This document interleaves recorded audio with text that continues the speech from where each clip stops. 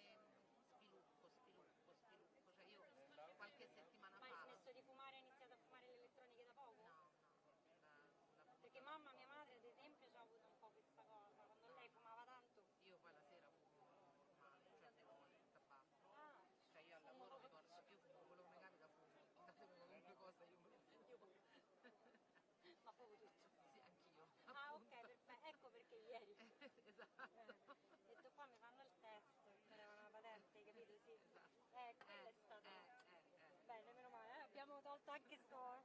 Io infatti ieri Mai sul lavoro alle 10, no, no, ovviamente no, però alle 10, perché ho detto io vado a casa, perché la sera prima il mio compagno mi aveva lasciato una bella cosa pronta che io ho dovuto dire e poi mi ero addormentata, perché già me la stavo a sognare la mattina. Io pure sono così.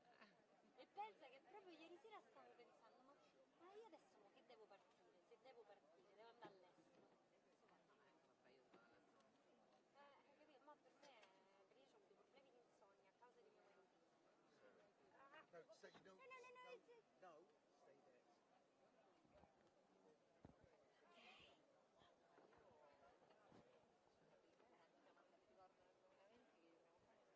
stay there. A un certo punto, gli altri più di 3 settimane,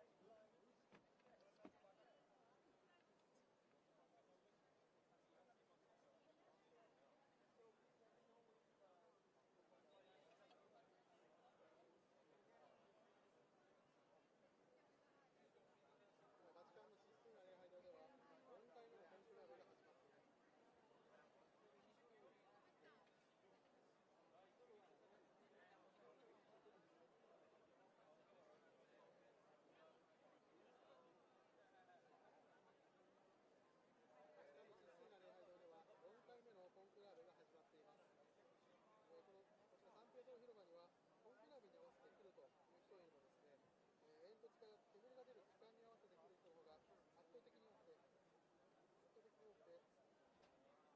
これからさらに人が増えてくると思います。この後なんですけども、4回目の投票の結果は、教皇が選出されれば、日本時間の9日午前0時半頃から白い煙が上がることになっていまして、選ばれなかった場合は、白い煙が上がらず、5回目の投票が行われます。5回目の投票の結果は、午前2時頃に伝えられる予定です。新しい教皇が選出されれば、18日、そうですね。多分最初ちょっとだけもしかしたらしてたかな。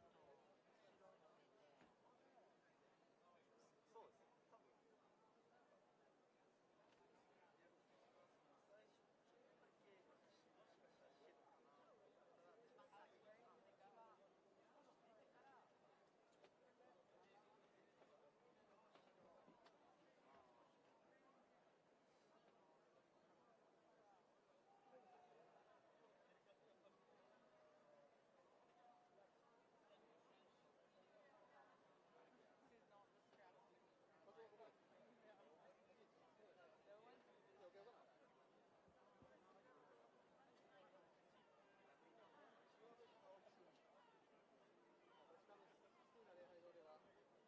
回目のコンクラベが始まっています。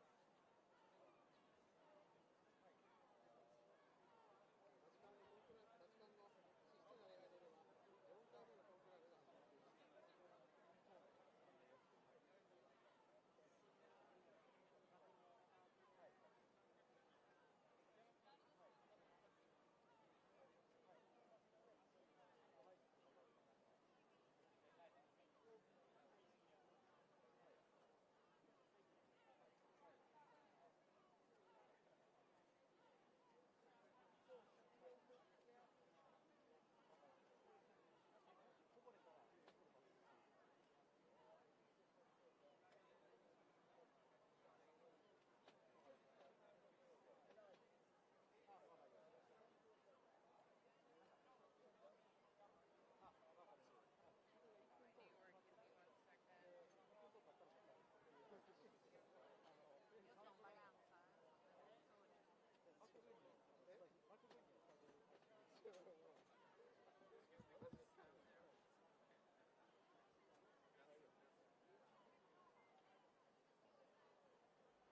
す。バチカンのシスティーナ礼拝堂では、4回目のコンクラベが始まっています。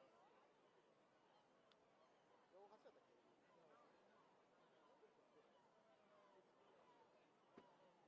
っけ？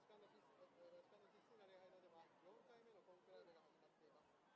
こちらサンピエトロ広場にはですね、コンクラベに合わせて来るという人よりも、煙突から煙が出る時間に合わせて来る人の方が圧倒的に多くてですね、これからさらに人が増えてくると思います。この後なんですけども、4回目の投票の結果は、教皇が選出されれば、日本時間の9日午前0時半頃から白い煙が上がることになっていまして、選ばれなかった場合は、黒い煙は上がらず、5回目の投票が行われます。5回目の投票の結果は午前2時頃に伝えられる予定です。午前2時頃に伝えられる予定です。新しい教皇が選出されれば、後ろにありますサンピエトロ大聖堂の中央、装飾されたバルコニーから姿を見せ、世界に向けてメッセージを発信することになっています。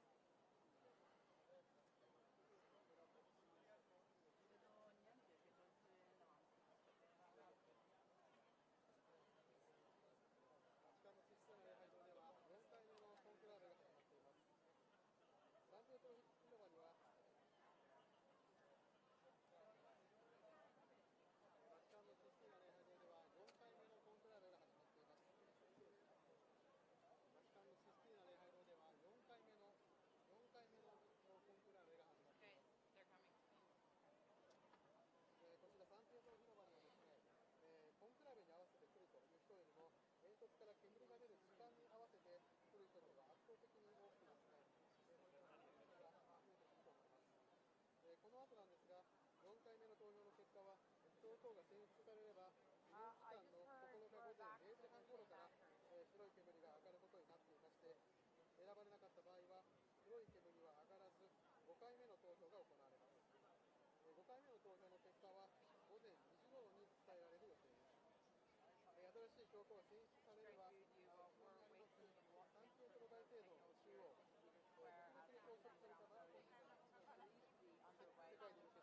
を発信することになっています。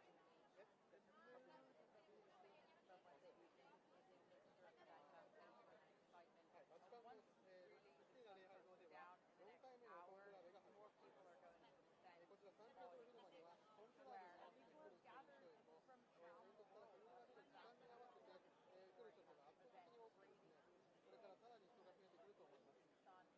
この後なんですけども、4回目の投票の結果は、教皇が選出されれば、日本時間の9日午前0時半頃から白い煙が上がることになっていまして、選ばれなかった場合は、黒い煙は上がらず、5回目の投票が行われます。5回目の投票の結果は午前2時頃に伝えられる予定です。新しい教皇がですね、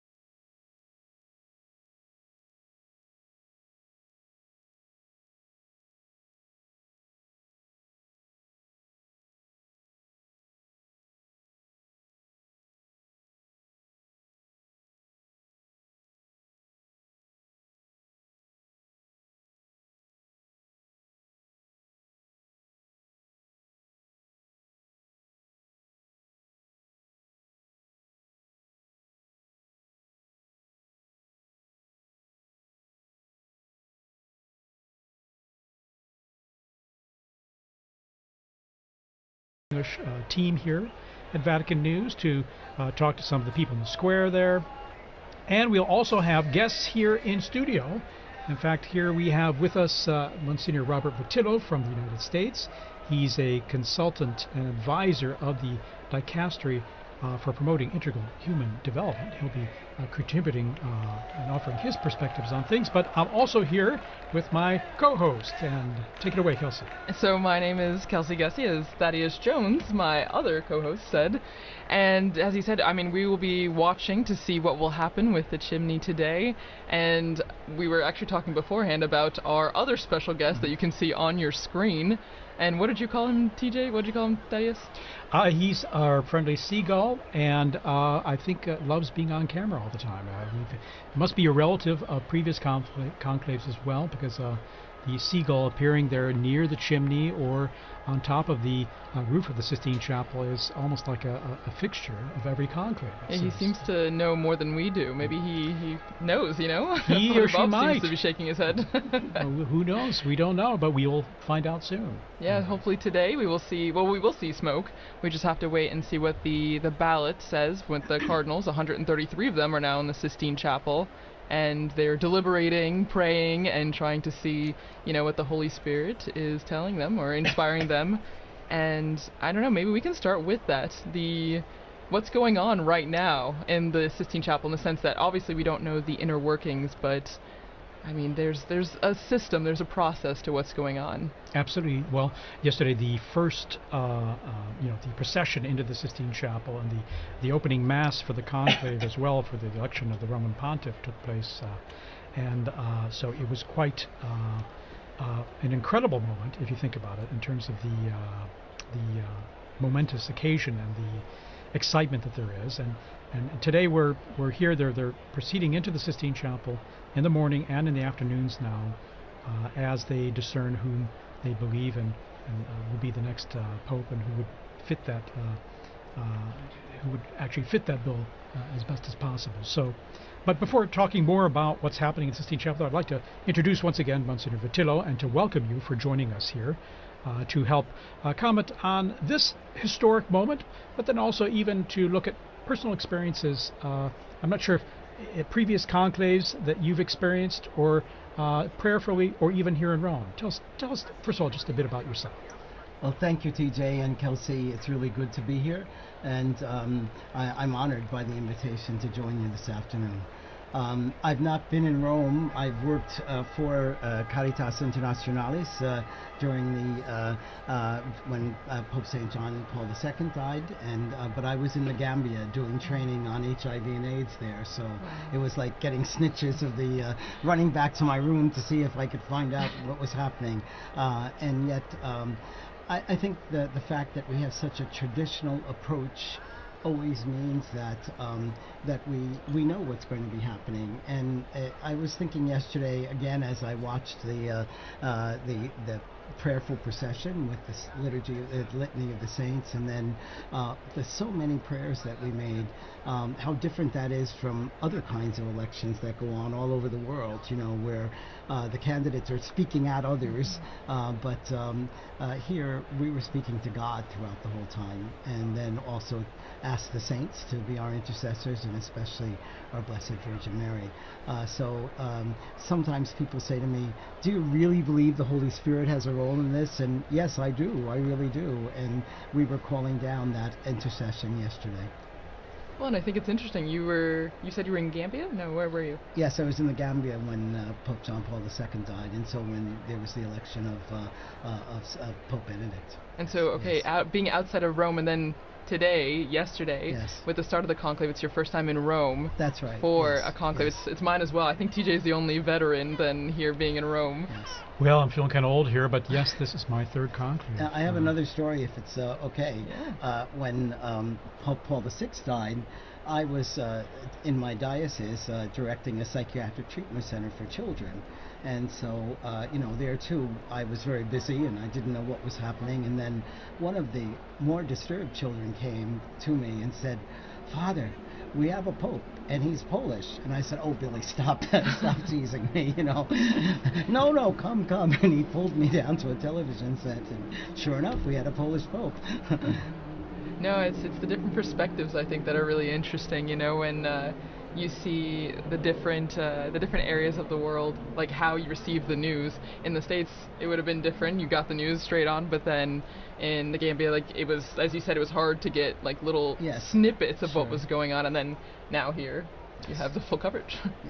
There's no doubt the surprise element is what is really part of this whole process and reality, isn't it? And wouldn't you say that's one of the reasons too? We have people from around the world, Christian, non-Christian, who are tuned in to just follow this whole ancient and interesting process. Yes, and certainly that's the almost fun part of. We know the tradition, we know how it's going to happen, but then having the surprise is a wonderful and a joyous moment then. Well, and now we're joined in the studio by Dr. Elizabeth Lev, who's an art historian, I saw a didactic consultant for the Vatican museums, and a sommelier. So a wide-ranging portfolio. I like to think I try to wear a lot of hats, although maybe they get a little confused from time to time. Well, thanks for having us, and we were just talking about our experiences of previous conclaves. Do you remember where you were at the last conclave? this is my third conclave here, and in all three cases I was working with MSNBC, so I was up on the rooftops. And I have to admit, there were moments that on one hand you have this view from above, so you really have this overarching view of history, which, as a historian, there's nothing more exciting than that. I mean, wow, it's happening right underneath me. But there were all those moments when I was so jealous of the people in the crowds, like when they were standing in the square. I remember my daughter talking about just the way the colonnade suddenly flooded with people after the white smoke came out. It was literally like watching just this incredible motion. So, yeah. Yes, I remember. It's a very unique experience. Well, and I can remember too as well 3 conclaves. You know, that's amazing. But with the election of Pope Benedict, I was up there on the top of the colonnade, so looking at the basilica. On the left side there, on top of the colonnade there, we had journalists accredited there, you know, videographers and cameramen and all were all up there. And then also in other areas, in a couple areas in the square as well. But just the excitement of it all, seeing it from above and being there in person is what's really incredible. Because the second conclave for Pope Francis there that I experienced, I was down the street, which was different. Even though I poked my head out the window and I could see all the way up the main avenue leading up to St. Peter's Square there, Via della Conciliazione, and it was part of the experience. But being there in the square was incredible. And just being there above, even when the bells were ringing for Pope Benedict, you really have a sense of how big those bells are and the sound they carry, and also the culmination of an exciting moment. You know, we have a pope, and so and then as well looking at the central loggia of the basilica and seeing the new pope appear. So in a sense, it's a lot of excitement, a lot of good memories, and now. I'd like to say what really strikes me about this this conclave per se are incredible high-resolution photography, drone photography, our Vatican drones, you know, providing us with incredible images here, and the super-duper high resolution. I mean, you can even see the little bits of cement and speckle, you know, maybe some patches need to be fixed there on the the roof of the Sistine Chapel, but it's providing us with almost an experience. You feel like you're there, even though you may not be right there physically. I have to say this is a little ironic, however, since most people know the Vatican for its incredible treasures of beauty and sculptures and paintings, and right now the calling card of the Vatican is a chimney that needs a coat of paint. And some new tiles, maybe. Yeah, and some new tiles. The least aesthetic thing we've got is what the world is looking at. Wow, that's a good, at least I see it as like an old and new coming together, maybe? I mean, we don't see the new, but I guess the new is the symbolic new pope being elected. But you're right, it's definitely in need of a little extra loving, a little TLC. I was thinking more of like a metaphor. Like, between everybody gets very lost in all the glitz and glamour, and look at the gold and the marble and the paint and the color. And they really forget it all began with a humble fisherman, someone who was not terribly aesthetically pleasing himself, who died in the most unaesthetically pleasing way imaginable and got thrown in a hole in the ground. The tomb of St. Peter, after being executed for a crime he didn't commit, was just a hole in the ground. And all of that beauty that everyone enjoys so much comes from that. And so here we are looking at a humble little chimney, and in a little while, or today or tomorrow, whenever it's going to be, a little smoke is going to come out, and it's an opportunity of more beauty as we have a new Holy Father. So I'll put up with it. Indeed, yesterday, the procession going into the Sistine Chapel, and they begin in the Pauline Chapel there, and you have Michelangelo's fresco of the crucifixion of Peter. I mean, isn't that a powerful moment to live and experience for them, and reminding them of the origins of where this is, what it's all about, and the origins of the first Pope Peter, and also how he gave his life in the whole mission of proclaiming the gospel, and indeed right here in this place as well. That's where he suffered martyrdom. Exactly, where the cardinals are driving across from Casa Santa Marta to get to the Sistine Chapel, they're driving through the site where Peter died. And in fact, it broke my heart yesterday, all of these, the beauty, as you were saying, the incredible resolution, the images, you're looking at these paintings, and you've got kind of a lot of the media just sort of talking about, like, look at that front runner, look at this front runner. I'm like, look at those paintings. No one is ever going to see them. Stop and look at Michelangelo's last frescoes. And the most amazing thing is that that Pauline chapel was used for conclaves. It was actually, it became the home of conclave in, I think, 4 or 5 conclaves. And when Michelangelo was painting that, he knew that it was likely that the space would be used for the conclave. And so that image he painted of St. Peter being crucified upside down, he lifts his head and he looks out, so that the newly elected Pope in the Pauline walks out, and all the way out there's Peter looking at him, telling him, this is the job description. A very, very powerful imagery. And again, those high-resolution images are just, even without my glasses, I can see so clearly the incredible power and that they communicate. And then, of course, the procession going into the Sistine Chapel and the beautiful chant, the beautiful the choir, the Sistine Chapel choir. It's just incredible how it just creates an incredibly spiritual moment, a solemn moment, but also one of beauty and one of, I'd like to think, hope as well, of course. Well, and I think it's interesting that you were talking, Dr. Lev, about in the Pauline Chapel where they start the procession, where they start, the beginning of the conclave, and then when they enter into the Sistine Chapel, I can't help but thinking about all of the imagery that they have to reflect on as they're doing this massive, impactful vote. No, you can't be in the Sistine Chapel and not be influenced at all by the images, by the scripture verses that it evokes. No, and so I don't know. Do you have any specific imagery or paintings or frescoes that are in the Sistine Chapel that you would think are really impacting these 133 cardinal electors? Well, I think there are a lot of specific images that do impact, or at least I hope are impacting the cardinal electors. But I think you started by talking about the Sistine Chapel choir, which we all had that opportunity. Again, the people at home, I'm like, guys, you're talking about secret this. They actually opened the door and they let you see, look and listen. So we have this choir which sings incredibly beautiful music, summoning the saints, calling down the Holy Spirit. We have this very solemn organization towards the Gospels, which are open on the altar for the vow, and then we have paintings all around us. And I think the first and foremost thing is, after all the noise and the cameras and the opinions and the dinner parties and the salons and the stuff that's been sort of coming in at them, what a perfect place for prayer.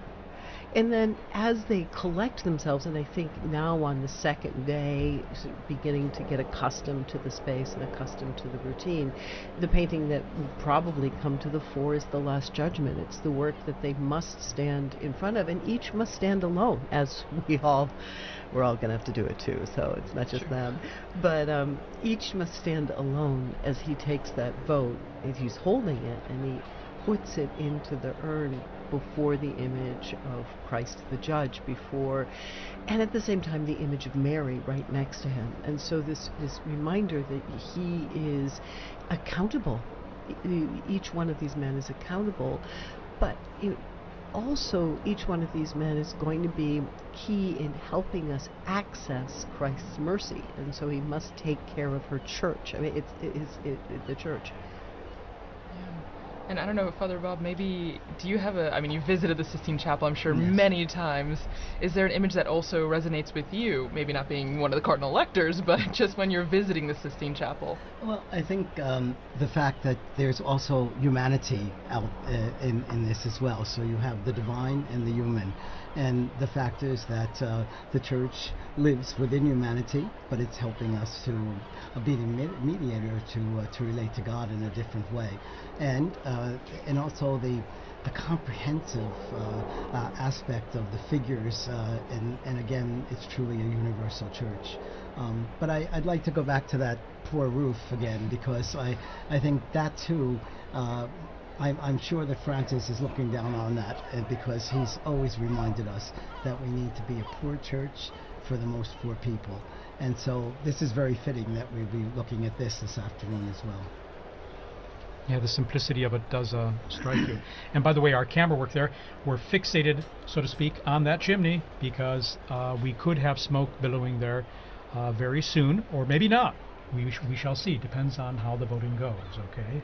So obviously at the end of today, maybe around 7ish or 8 p.m., we'll see, Rome time that is, if there's, there'll definitely be smoke. It could be black or white, but if there's a vote in favor of a new pope in this first voting session of the two, well, I mean, if there's a pope elected, we'll have white smoke in here. But anyway, we're just going to wait and see, and the camera is there. But we can tell you there are lots of people filling that square right now. As the hours, or as the time goes on, more people, Romans especially, come into the square to be part of this great anticipation and this excitement that is what we call this smoke watch, indeed.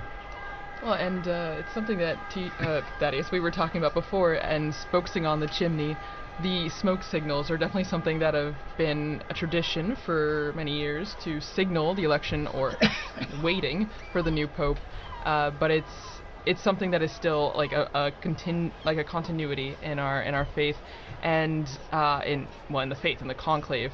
I don't know exactly where that started. I don't know if Father Bob or Dr. Lev, you know where the symbology or the nature of using the smoke came from. The gradual, obviously the smokestack is proper to the Sistine Chapel chimney, which was used for the very first time in 1492 for the conclave. But one of the interesting things to be thinking about, especially since we talk so much about this unprecedented conclave with the extraordinary number of electors and the extraordinary number of people, is that the process of the conclave has been evolving over the course of 1,000 years. I mean, the election of the Pope, almost 2,000, but the process of this conclave has been evolving over. So the idea was to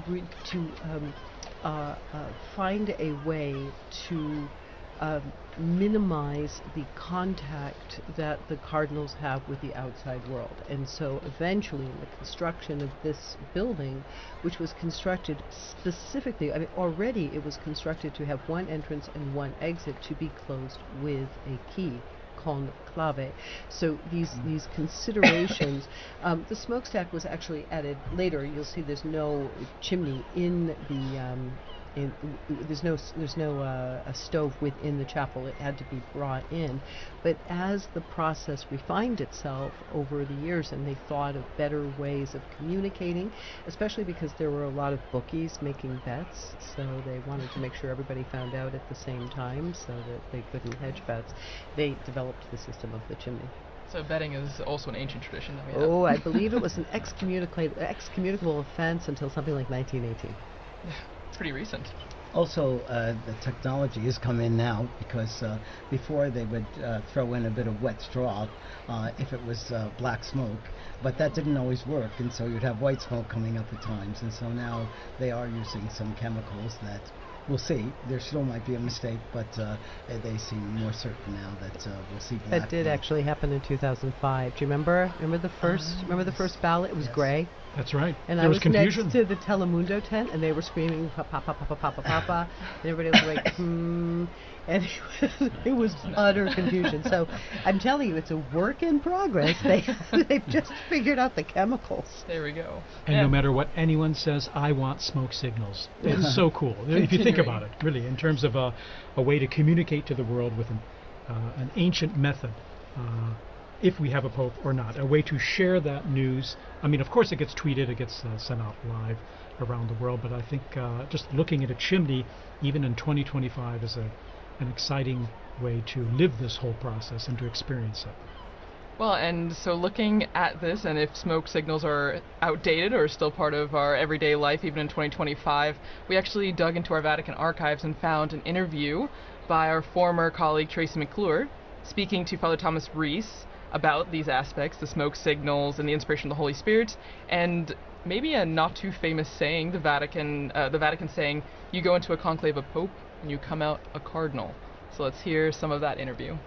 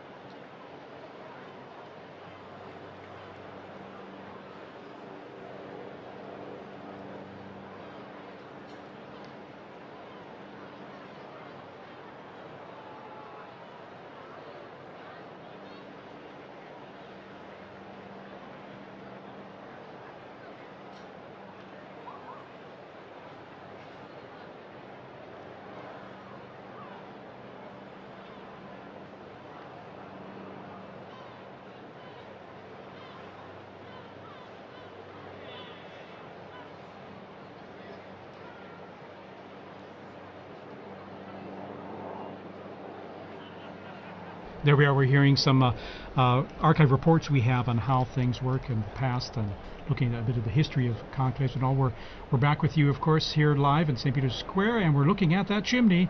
Nothing yet right now, but we're going to go into the square to talk to our own Joseph Tulloch there, who's going to tell us a bit about the atmosphere with those in the square. Okay, we're probably going to go to him shortly. All right, we're not going to go to him right away.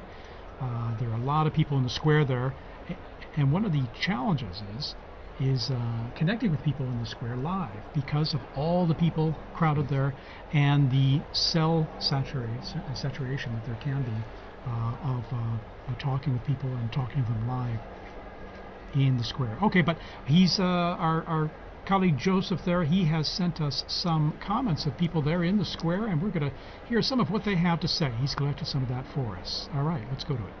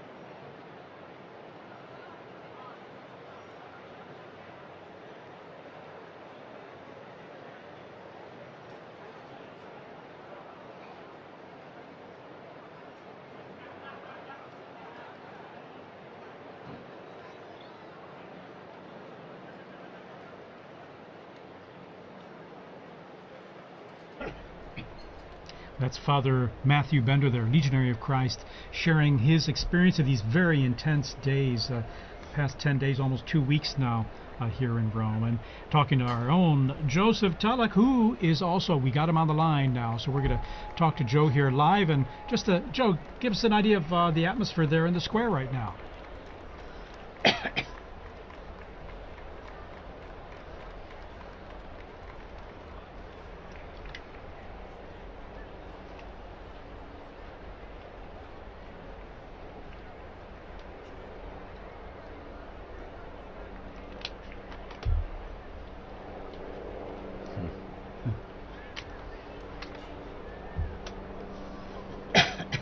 Well, I'm feeling really lucky because I'm working and I can also look at the chimney and follow the conclave. But But Joe, tell me, are more and more people kind of streaming in there now as we're getting close to a possible smoke coming there?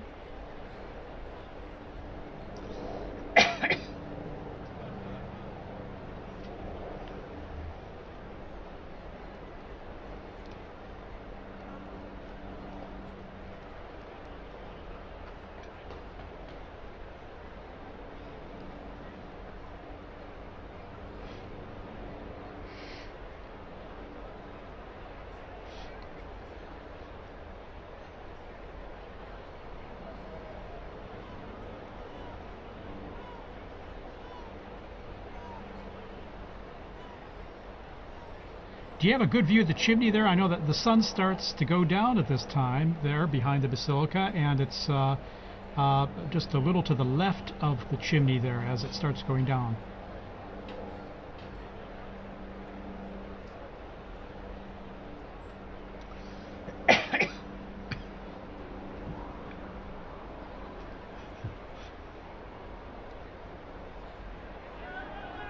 Well, I hope you have some sunglasses there too, because that sun is very strong. It's been strong these days, actually, as we go into the summer here. All right, Joe, anything else you'd like to add before we go back to you a little later?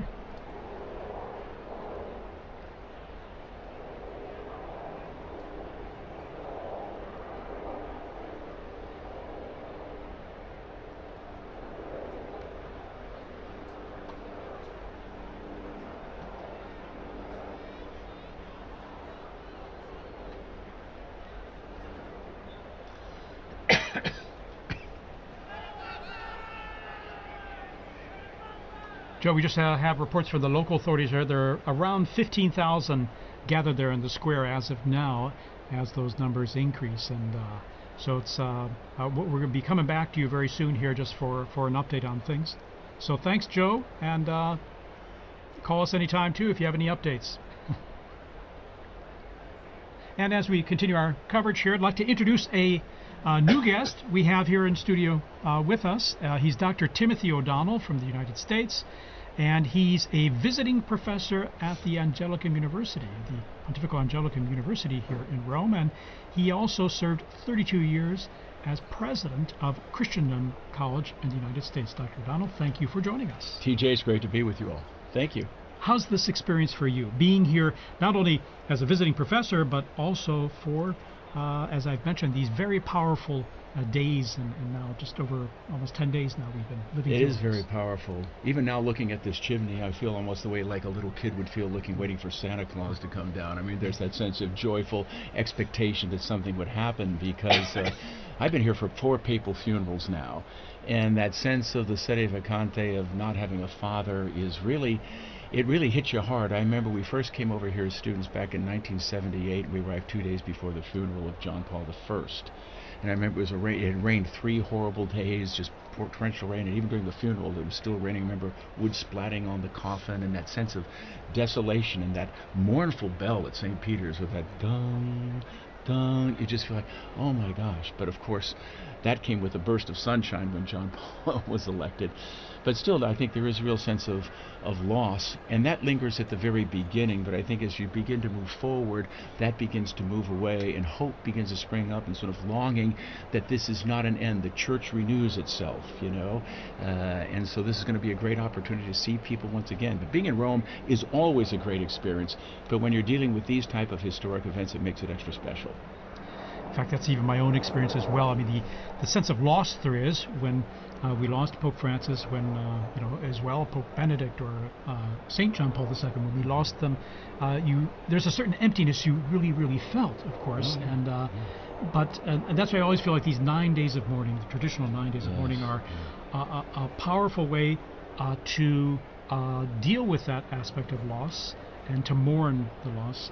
But then now we're in the conclave, and there's this sense, that's why I say it's a sense of hope, because of renewal. There's going to be a new Peter to lead the church and to accompany us on this journey, and to keep all of us kind of as a united, keep all the sheep sort of united with a new shepherd. So Yeah, there was a definite sense of desolation. I remember when John Paul was elected, we made a promise, my wife and I, that wherever we were, we'd come back for the funeral when he died. We didn't know it was going to be 27 years later, but we did come back to that. And I remember it was just so sad because the power and the presence of John Paul is like, how could that ever be replaced?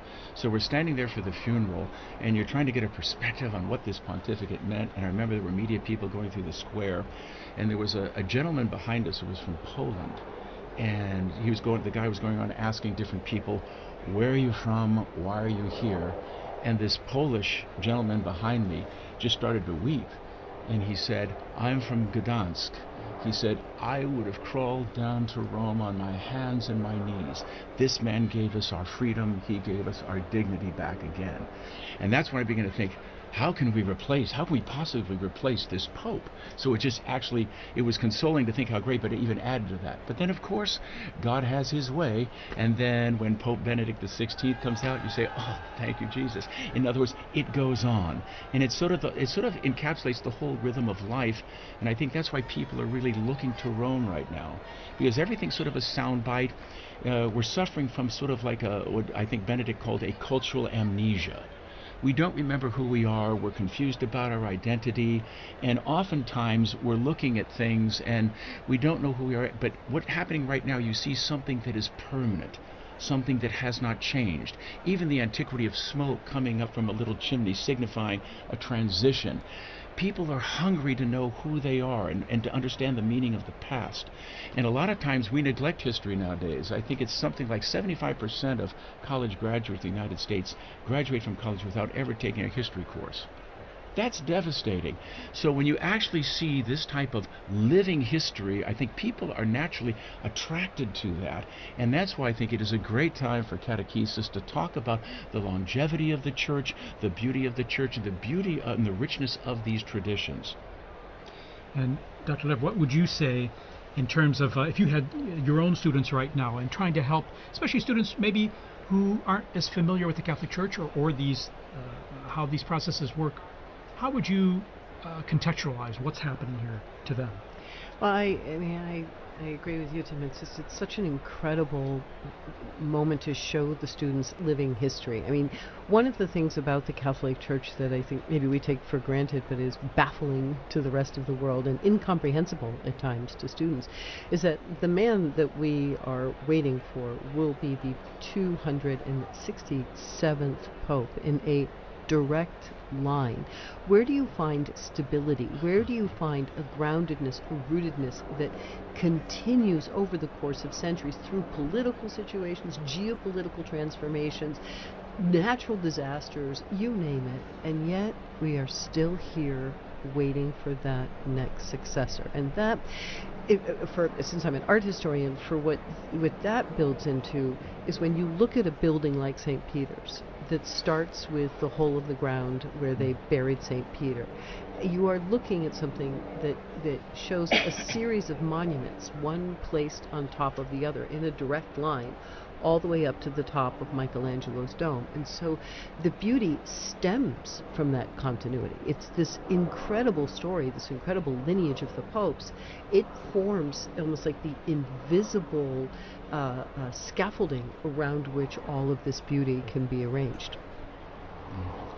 I think there's a theological message in all of this too, because all of the everything that we know and we believe in starts with Jesus, and he suffered and he died and he rose again from the dead, and that's the basic message of our church, and we've stayed faithful to that message. There may be debates around certain pieces, but that's the center of our church.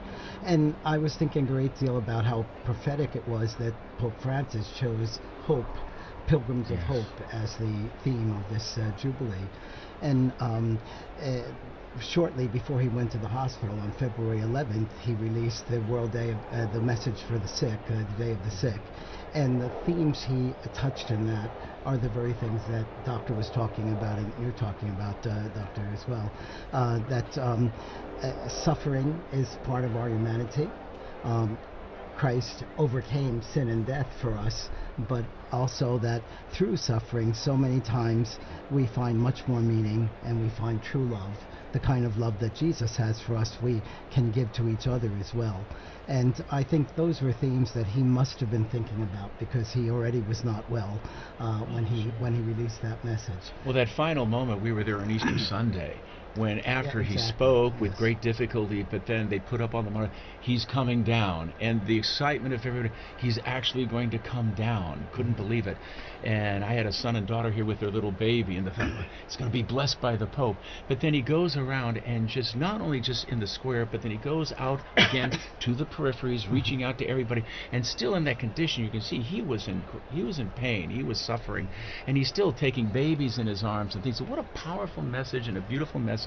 And I think in some way that encapsulated the beauty of that pontificate, the sense of suffering and trying to give of himself, reaching out to the peripheries and the margins so that everyone could have a bit of him. And it's almost like, I can't really be Pope if I can't be there for that Urbi et Orbi and be present with the people in the square. So even there, just pouring himself out in libation in a very beautiful way, very symbolic way, I thought. He gave us a bit of him, but he also always focused it on Christ. Oh, absolutely. So he brought us back to Christ, and that was the end of this message for the world. That Suffer the little children to come to me, and they were still coming to him, which was a beautiful thing to see. I would imagine, too, in this day and age, too, we're unfortunately marked by so much polarization and so much vitriol, whether it's in social media, whether in the dialogues we have today, they are so divisive, unfortunately, and receive the most attention, not the times when things are working and all. But would you say that this, what we're seeing here and what we were talking about just now, the world or many people would look to in some ways, because here we're talking about a message of hope, fundamentally, not of belief, but of hope, but also of being good to one another, of fraternity, as Pope Francis spoke about all the time. Do you think that this is drawing more attention because of our fractured world today? I would say definitely that's the case. I mean, the Second Vatican Council said very clearly, when the Creator vanishes, when we lose sight of the Creator, the creature vanishes. And that's what's happening right now.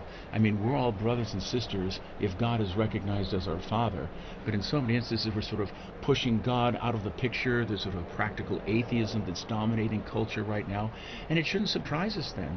There's acts of violence. You have the terrible reality of abortion that we're seeing in our world. And all of these things are stemming from the fact that we no longer recognize that we are the product of a loving Creator who has endowed us with intellect, will. We're made in His image and likeness.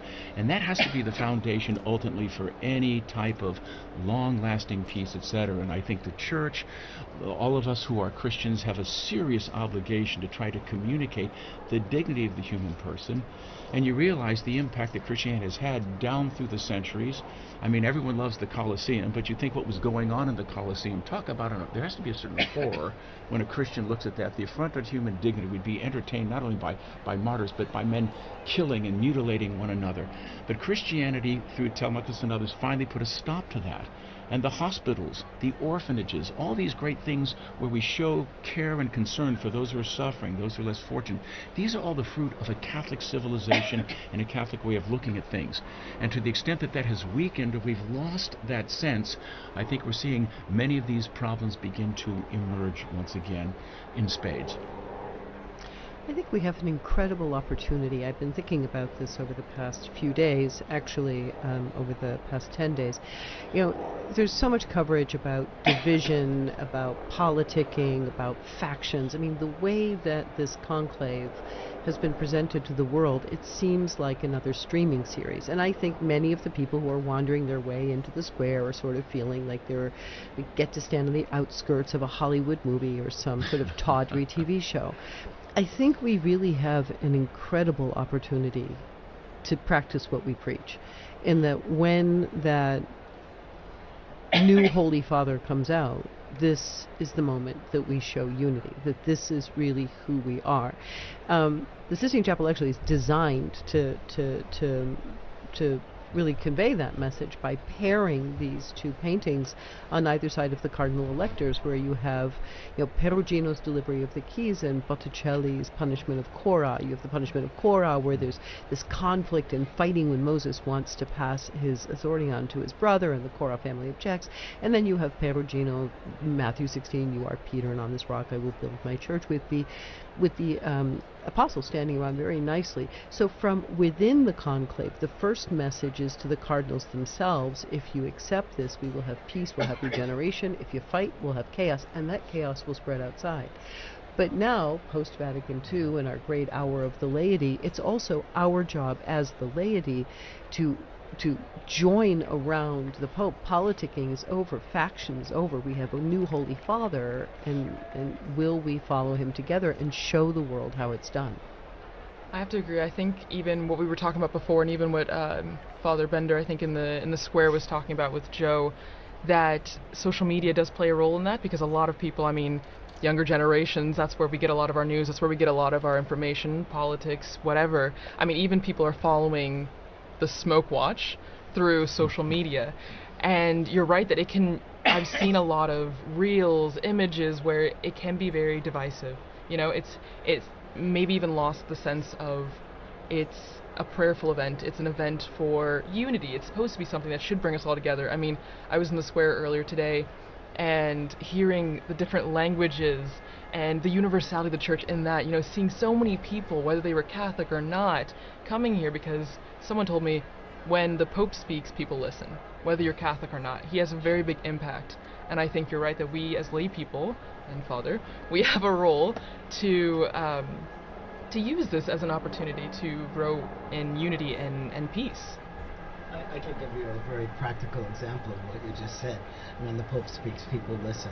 I worked as an attaché to the permanent mission of the Holy See in Geneva for 19 years, and I have to say, most of the time when they were making the governments made their different speeches, there'd be a buzz in the background. Everybody was talking. But when we raised that Holy See flag, they stopped talking. They wanted to know what the Holy See was saying. And I think that wasn't because we were saying it, but it was because that was the Pope speaking. Well, he brings something to the political and the social order that they can't find within themselves. Unfortunately, there's been an impoverishment of our political discourse.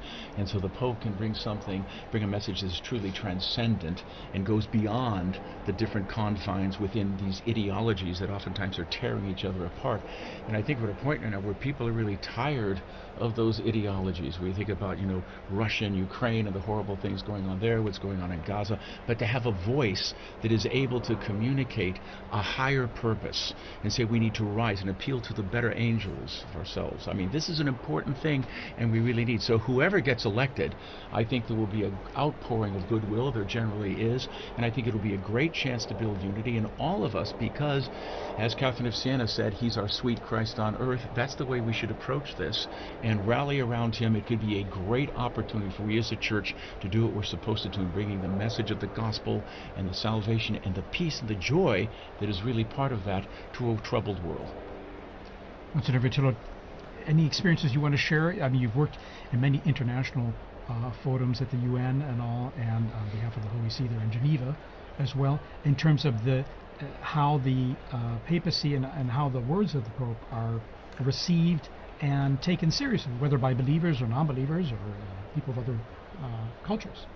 Well, my own experience was that many of the UN officials were very, very interested in what the Holy See saw in things. And so many times there'd be private consultations with the papal nuncio and discussions that were not made public, but that really brought to real substance. Some of the discussions that had been going on about nuclear warfare and trying to get a ban on nuclear warfare started out by discussions between some of the world leaders, the UN people, and the papal nuncio at that time, and it was now Cardinal Silvano Tomasi, whom I was working with. So I think that's a good way of working. And a lot of times people are saying, well, why isn't the Holy See making a statement against this or that or condemning so-and-so? That's not the style of the Holy Father. And so we need to keep that style. And And Cardinal Ray, I think, described perfectly in his homily, both for the funeral homily, but then especially the other day for the election of the Pope, the character of what we're looking for in a Pope. All popes, not just this next one, but so much he pointed about how this is not only for internal, this is for the whole world, and we need a person that can bring about peace in the whole world. Amen. I would even say this is a good opportunity then to really talk about how diverse the College of Cardinals and, I mean, the cardinal electors that are in the Sistine Chapel right now as we're waiting for the smoke. I mean, I saw the numbers that I think there's at least 15 countries that have cardinals participating in a conclave for the first time ever, which is such a beautiful thing. I mean, as we're saying, talking about unity and peace and reaching out to people, I mean, that's a legacy or an example of the universality of the church. And I don't know if you guys want to touch on that, but that's just something super unique about this conclave. Well, it is the largest in history, and it's great he always talked about going out to peripheries, and even in terms of selections of cardinals, that's what he did. And so I think there'll be definitely a certain richness that we have in this particular conclave, that there are so many cardinals from so many different diverse parts of the world, some which may not have been represented within the College of Cardinals before. So that'll be part of, I think, Pope Francis's legacy. And so that's one of the reasons why I think predictions are ridiculous at this time. They generally are. I remember when John Paul got elected, we had a sheet of newspaper with 30 of the top candidates, and there was no Karol Wojtyła in that list. And so if it was true then, it's even more true now. Yes, the scorecard is the scorecard mentality, but it's an old one. It's been around in Rome forever. I think there are a couple of things, both when you were describing earlier the last days of Pope Francis, that really paralleled the last days of Pope John Paul II, where you really did see the Pope pouring himself out. This idea of the Pope as libation and this extraordinary. I mean, Pope Francis, the whole pontificate was really he would go to audience and then get in the ambulance, go to the hospital. I mean, he was quite a man. But that those last days where everybody could see the Pope giving himself completely to his people, to his flock. First of all, in a world where we're getting very confused about age and the value of people as they are older, I think that's a beautiful parallelism. The visibility of suffering, that instead of hiding them away, it became something for people to really feel and experience. And I think also there's a continuity in this growth of the College of the Cardinals. I mean, we have been watching the representation of the College of the Cardinals, the growth of the Universal Church throughout the 20th century get larger and larger and larger. Now we've hit this really exciting new point where we have we've hit 15 new countries represented. We have voices coming from all over. But again, the plan was always that, and it really shouldn't be surprising. Forgive me if I bring everything back to art, but it's the only thing I know. But it shouldn't be surprising because, I stand in that Sistine Chapel shoulder to shoulder with people from all over the world. And they stand in that space where you have the invisible beginnings up on the ceiling, you have the invisible endings in front of you. It's always been meant to be that. Even in the painting of the Sibyls, you have Africa, Asia, Europe. The Church has always been reaching out, and thanks to the new technology, thanks to transport, thanks to geopolitical transformations, this Church is more effectively able to leaven in the furthest peripheries of the world. In fact, it really struck me seeing the cardinals one by one taking their oath there in the Sistine Chapel, and just the diversity of their backgrounds and cultures that just was really striking. And what struck me too, just watching them one by one, in some ways they look like ordinary people in beautiful vestments and all, but one of them will be wearing white, most likely following this vote. And it's amazing how they can kind of take on or the office takes a hold of them in a sense, or that they become, I don't want to say new people, but there's almost the ministry and the role they've accepted and are taking on becomes part of who they are, and it's almost like they take on a new and living personality, isn't it? Historically, that's true. There have been a number of elections where they picked men that they thought would be transitional for a short time, and then they get in there. Of course, the whole church is praying for them at every Mass, so you have tons of prayer coming in, but they are energized by that. And some of the most dynamic popes that we had, they thought were going to be very short. I mean, Pius V was supposed to be a very short reign. Even someone like John the 23rd, who shocked everyone, I'm going to call the ecumenical council, and all of a sudden announced that on St. Paul, and everyone, what? What are you doing? You're supposed to be transitional. But here he goes, and he just goes through it. Now, he didn't see it to the end, but Paul VI came on. But no, this is common. But even like back in Acts of the Apostles, when Peter was in prison, the whole church was praying for Peter. And we continue to do that, and I think there were a lot of graces flow into the person of the Holy Father. I mean, what an incredible office, what a burden to bear. Think that every morning you wake up and you're responsible for the Catholic Church throughout the entire world, all the dioceses, all the different things that are going on. That's why it's really crucial, whoever gets elected, we immediately need to be praying fervently for him, for his strength, for his insight, for his courage, and that he will have a successful pontificate in the full spiritual sense of what we mean by success. I really do think, though, he does leave himself behind. I mean, it's exactly what you said. He will not be the same man who goes into the room of tears. When he comes out, he will have a new name.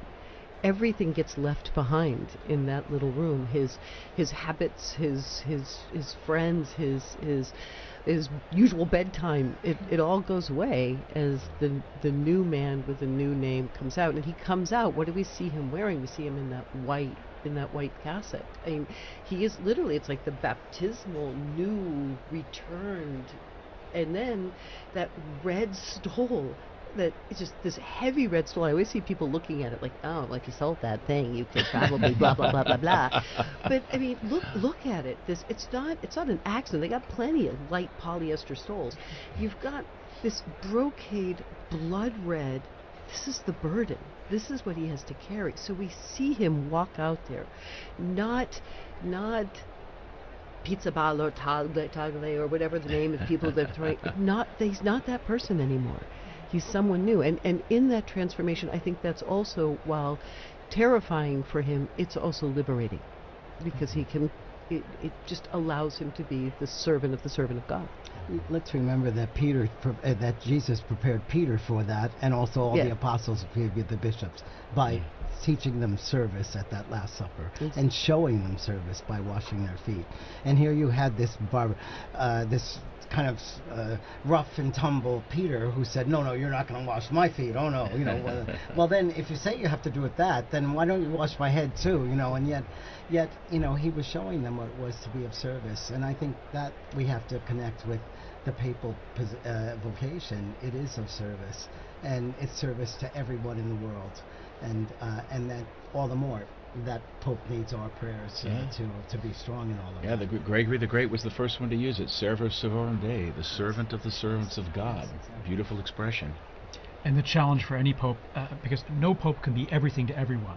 Everyone has expectations, and some say, well, I like this about this pope and this about that pope, but no pope can be everything to everyone. They've got to have their own personality, which is transformed, as we say, not only the personality, but their being is transformed by taking on the office. But at the same time, we have to look forward to what their own strengths are, and then also be conscious of the incredibly complex, delicate role of being Pope and holding this church together, which is so diverse and so global. Well, and I think, actually, Dr. Liz, you brought up a couple times, right, that art, it all comes back to art, and I think it's really true, because even just you guys talking about the moment when the newly elected Pope goes to the Room of Tears, and then eventually comes out to that loggia, the balcony, right, and in St. Peter's Basilica, and right under that, if I'm not wrong, there's a relief that shows Jesus giving the keys to Peter, which then symbolizes, the entire thing. He starts his pontificate with that right under him, remembering that is his call. Those keys are pretty big. Yeah, they're pretty heavy. Yeah. And those keys were to forgive sins. Exactly. And also there was also a mosaic underneath, which is Jesus saying to Peter, "Feed my sheep and lambs." And that reminds me of, again, new technology which gives us views of things that we didn't have before. When Pope Francis came out on the balcony, there was a shot that came from behind his head, so we saw what he saw. And you looked out into this sea of faces of people just looking up. And despite the fact that we joke about all the screens there, I remember that day, just all of those people with this expression of, who are you the one? Can you help me? I mean, just this, feed me, literally. And so I think that's, yes, I think it's a very important part of the art, telling the story of, or underscoring the role of the Pope. One of the beautiful things about Pope Francis that night also was, I remember he reached out to everyone and said, "Would you please pray for me?" And then there was a really about maybe 15, 20 seconds of silence, and everyone in the square, everyone had their head down, and they were praying for him.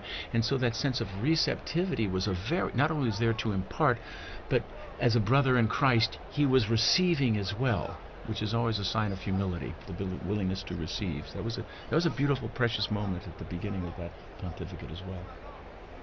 In fact, the weight of the office itself must be frightening. And so when we speak of the Room of Tears, where the new Pope, who's accepted the election and to take on that role, has time to pray and to let it soak in. It's got to be, I imagine, the weight, the burden of it, even if sustained by grace, and it must be immense and massive, especially as they peer out on the central balcony of St. Peter's Basilica there and seeing the crowds and seeing what all this entails. I remember the day after Benedict was elected, he met with a group of Germans who had traveled there, and he referred to the whole conclave experience. He said, "As the guillotine continued to descend," and I just think, oh my gosh, this poor man. I mean, that's why your heart, it has to, whoever it is, your heart has to go out, because life is going to be very, very difficult, very, very difficult change. Like you said, there's going to come a time you will be bound and you will be led where you would not go. And not everyone has been gung-ho wanting to be elected Pope. There have been reluctant ones. I think Benedict XVI tried 3 times to step down and retire from the Holy Office, his work there. But John Paul said, Jesus didn't get off the cross, I'm not retiring, and you're not either. But John he Paul soldiered I through. also was very reluctant. He said he would refuse at the beginning of the conclave. And when the guillotine began to come down, began to descend, they saw him going, nope, nope, nope, nope, nope. And apparently he had to have a talking to. But I think they're also very aware that they cannot solve all of the problems, either for the Church or for the world. Sure. And Pope John the 23rd talked about how after he tried and tried, he'd finally, in the evening, would say, "God, it's your church. I'm leaving this to you now, and I'm going to sleep."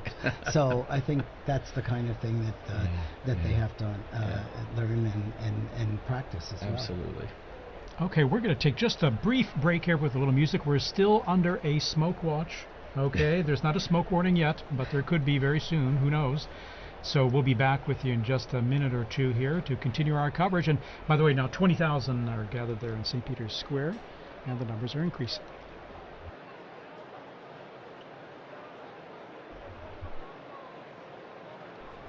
Before saying goodbye, we just want to also thank Dr. O'Donnell for joining us today, because he's going to be with his students from Christendom College to see whatever smoke comes out. So thank you so much. A joy to be with you. God bless you all. Thank you so for the much. great work you're doing here. Appreciate it very much.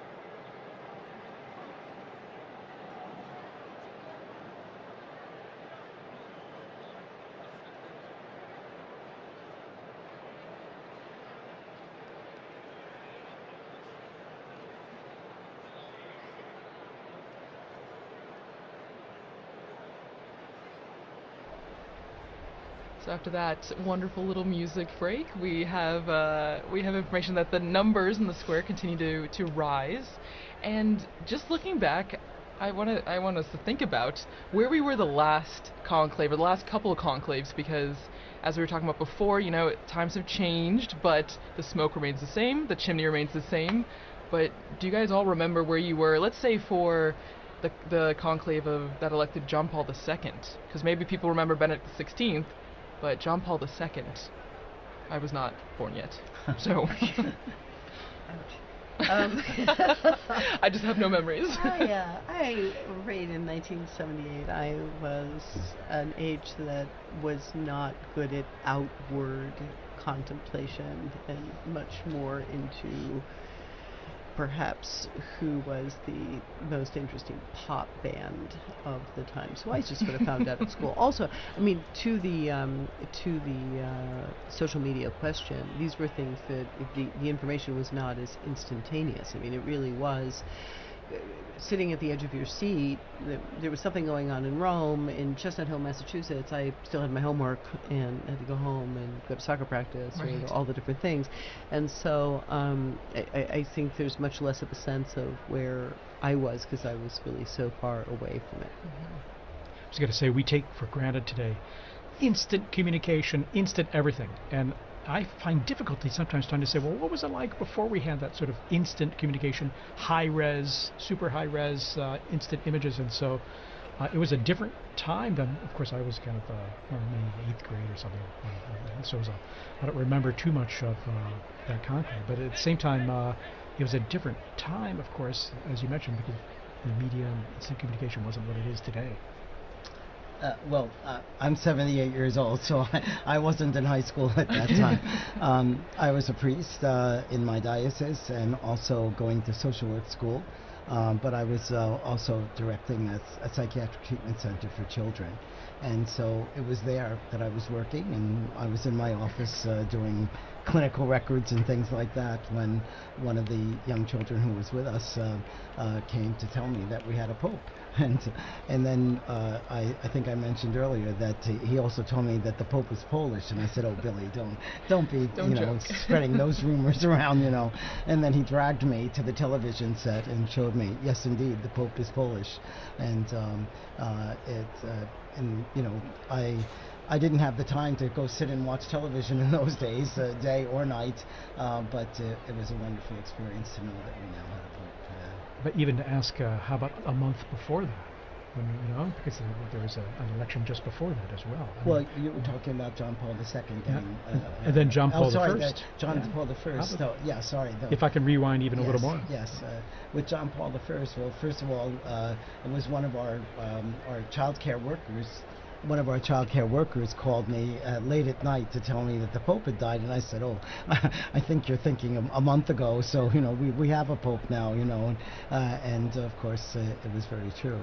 And then it was when John Paul II was elected that I was telling this story. Yes.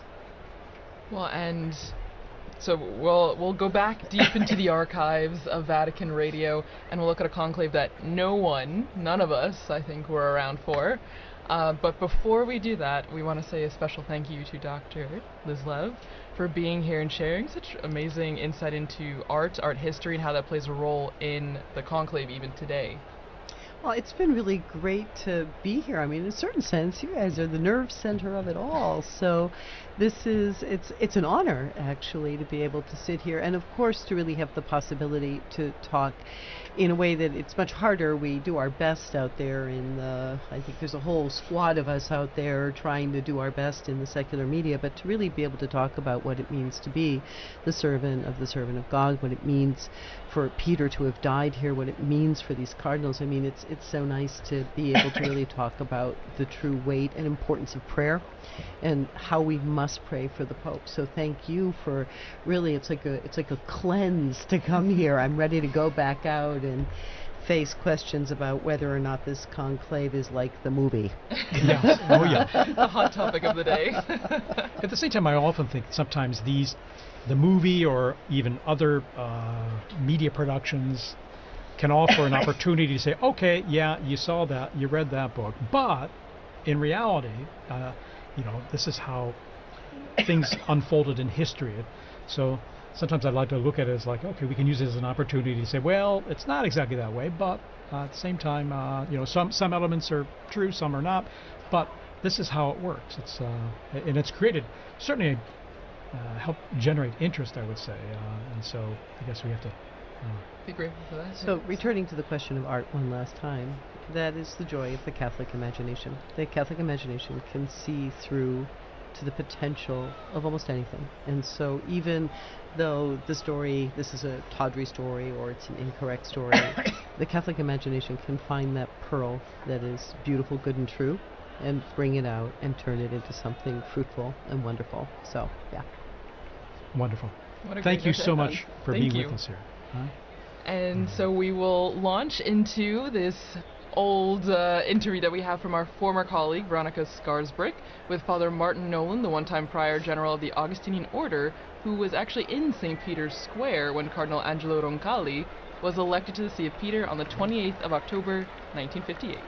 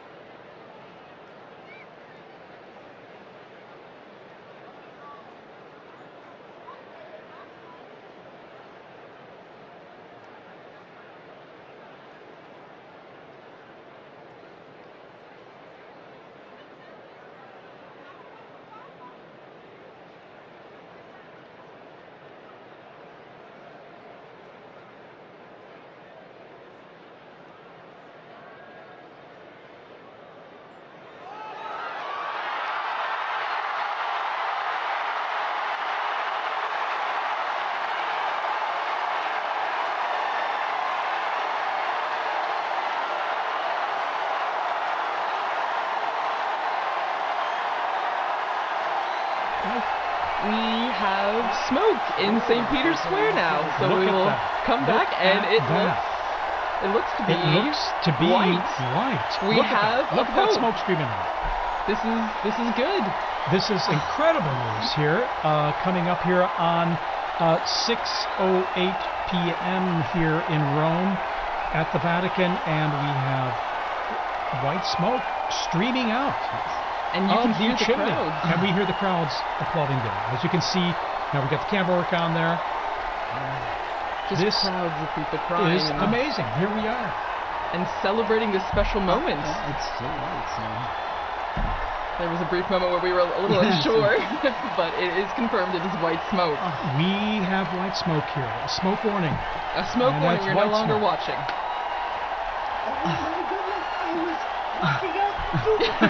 We're back with Dr. Come LeBlanc. back. Dr. Levitt. I'm still out of breath from racing up here. I can't believe it. I'm actually I'm flabbergasted. surprised honestly. as well because given the complexity of the reality we were talking about Exactly. and the many issues and the diversity. But here we are, and look at our drone footage there. We're just cruising over the roof of the Sistine Chapel. We see the crowds. The bells ringing. The bells are ringing. It is 100% white The smoke. white smoke. And I mean, as we were talking about before, the crowds are, Oh, I mean, yes. it's the square's yes, packed. yes. It's incredible. And that's probably small compared to what's Exactly. going in now. And that smoke Yeah. just scared away our seagulls there, the little family Exactly. there that was just relaxing on Sistine Chapel roof there. But actually, as you mentioned at the beginning, TJ, it seemed like they did know. They came back just for the white smoke. Indeed.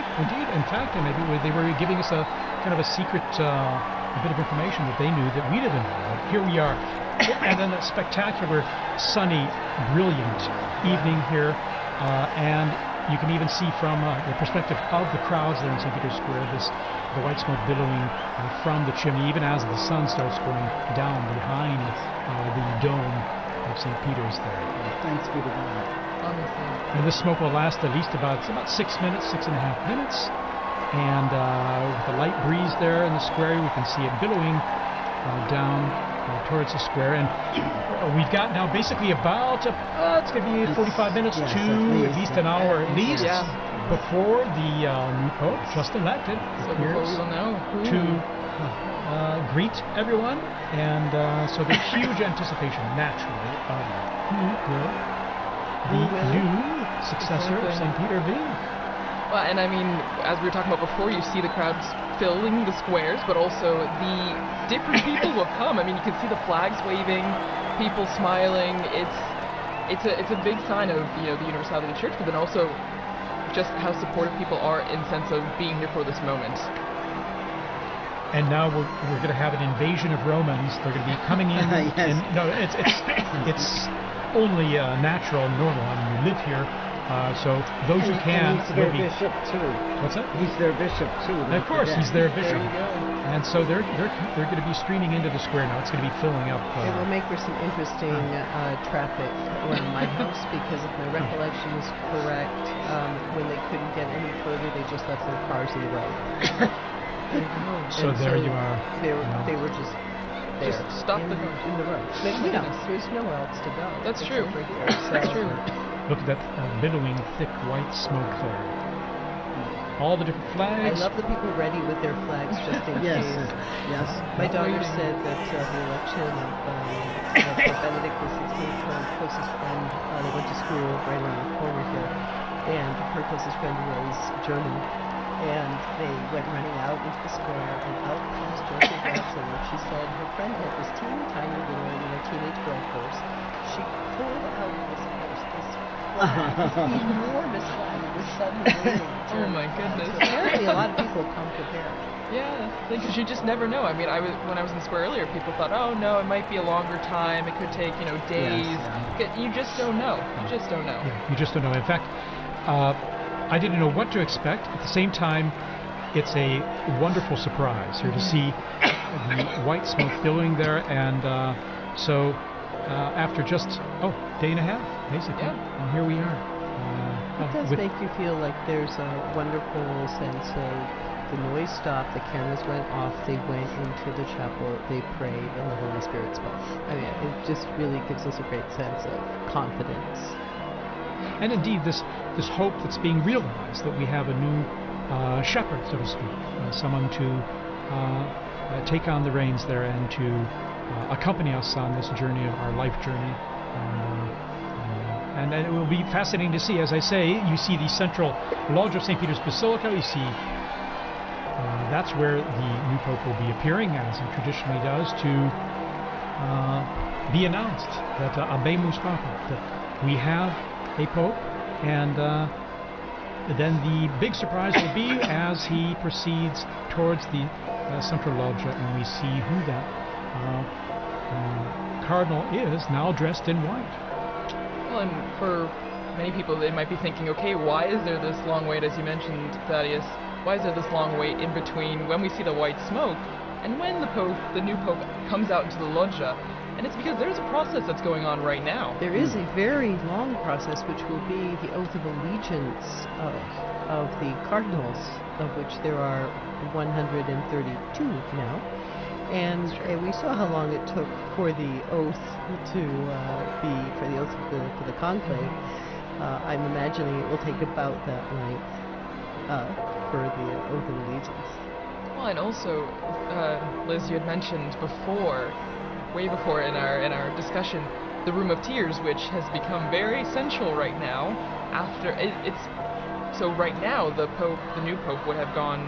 Or is it after? I would think that the ballots are burned after. I think he's already, and I think that's one of the reasons why this is kind of a funny hour. Right. As it got to be past 5, I was thinking, well, I guess now we have to wait until 7. But I think this must have been the time that he spent in that Room of Tears, thinking about preparing himself for what is. Look at that square, and that square is it's a microcosm of the millions, if not billions, who are watching, all of them fixed to see, some of them already Christians, Catholics, but other people who are really searching. And there is so much searching going on in the world. And I don't know how many of the people that I've been working with in the secular media circles who talk about, well, I used to be Catholic, or I went to Catholic school, or I was an altar boy, or I was this.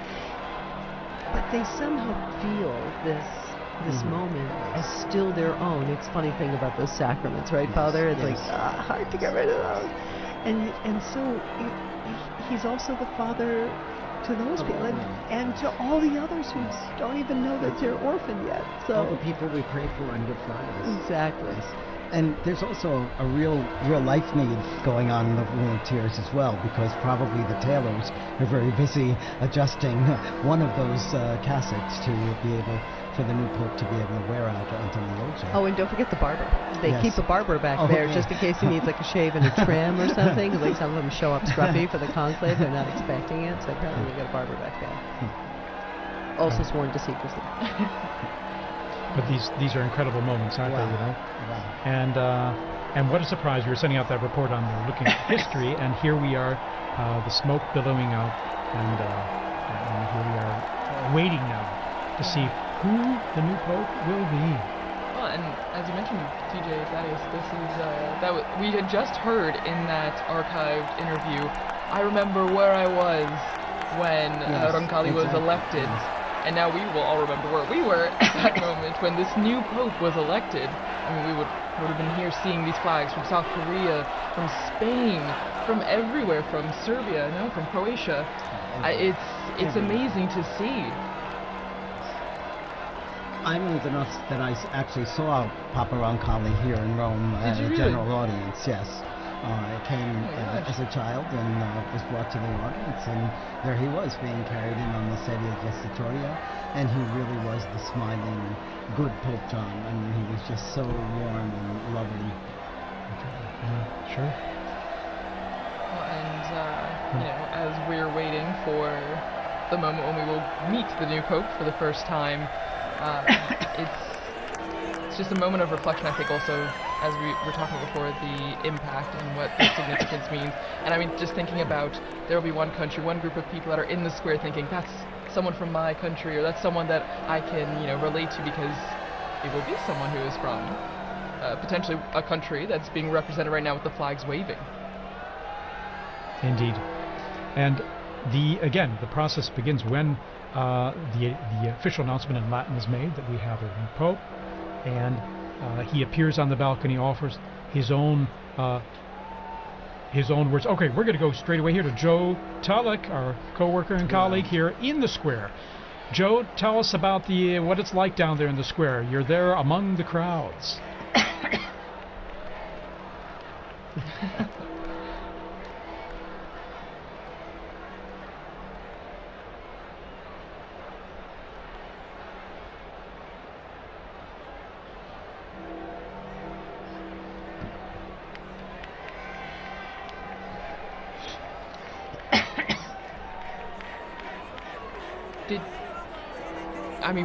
Was there a moment where you heard gasps? Was there a lot of surprise? Did you feel like people were shocked that the smoke happened right now?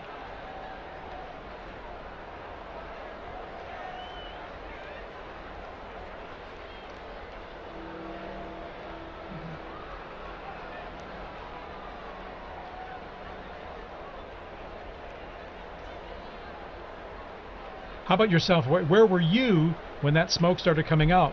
Because I think many people were assuming it would be a little later when the smoke would come, whether white or black.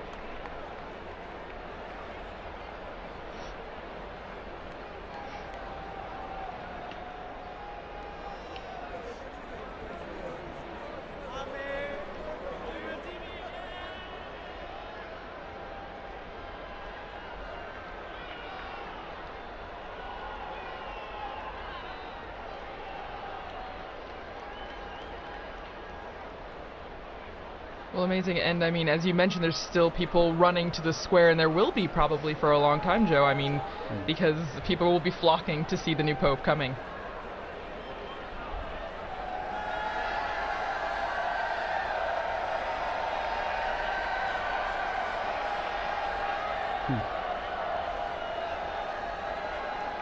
Oh, wow.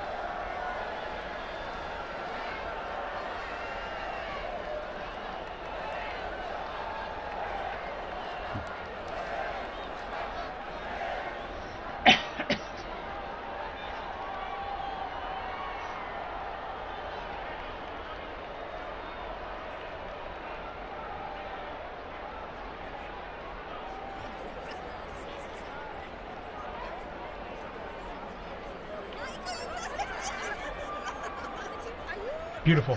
And our camera work here, we were just zooming in on that balcony from where the new Pope will appear. Joe, tell us about, I mean, when you're explaining to people in the square, what's next, what's going to happen? I'm sure people are asking you, so what happens? The Pope's new elected, and then...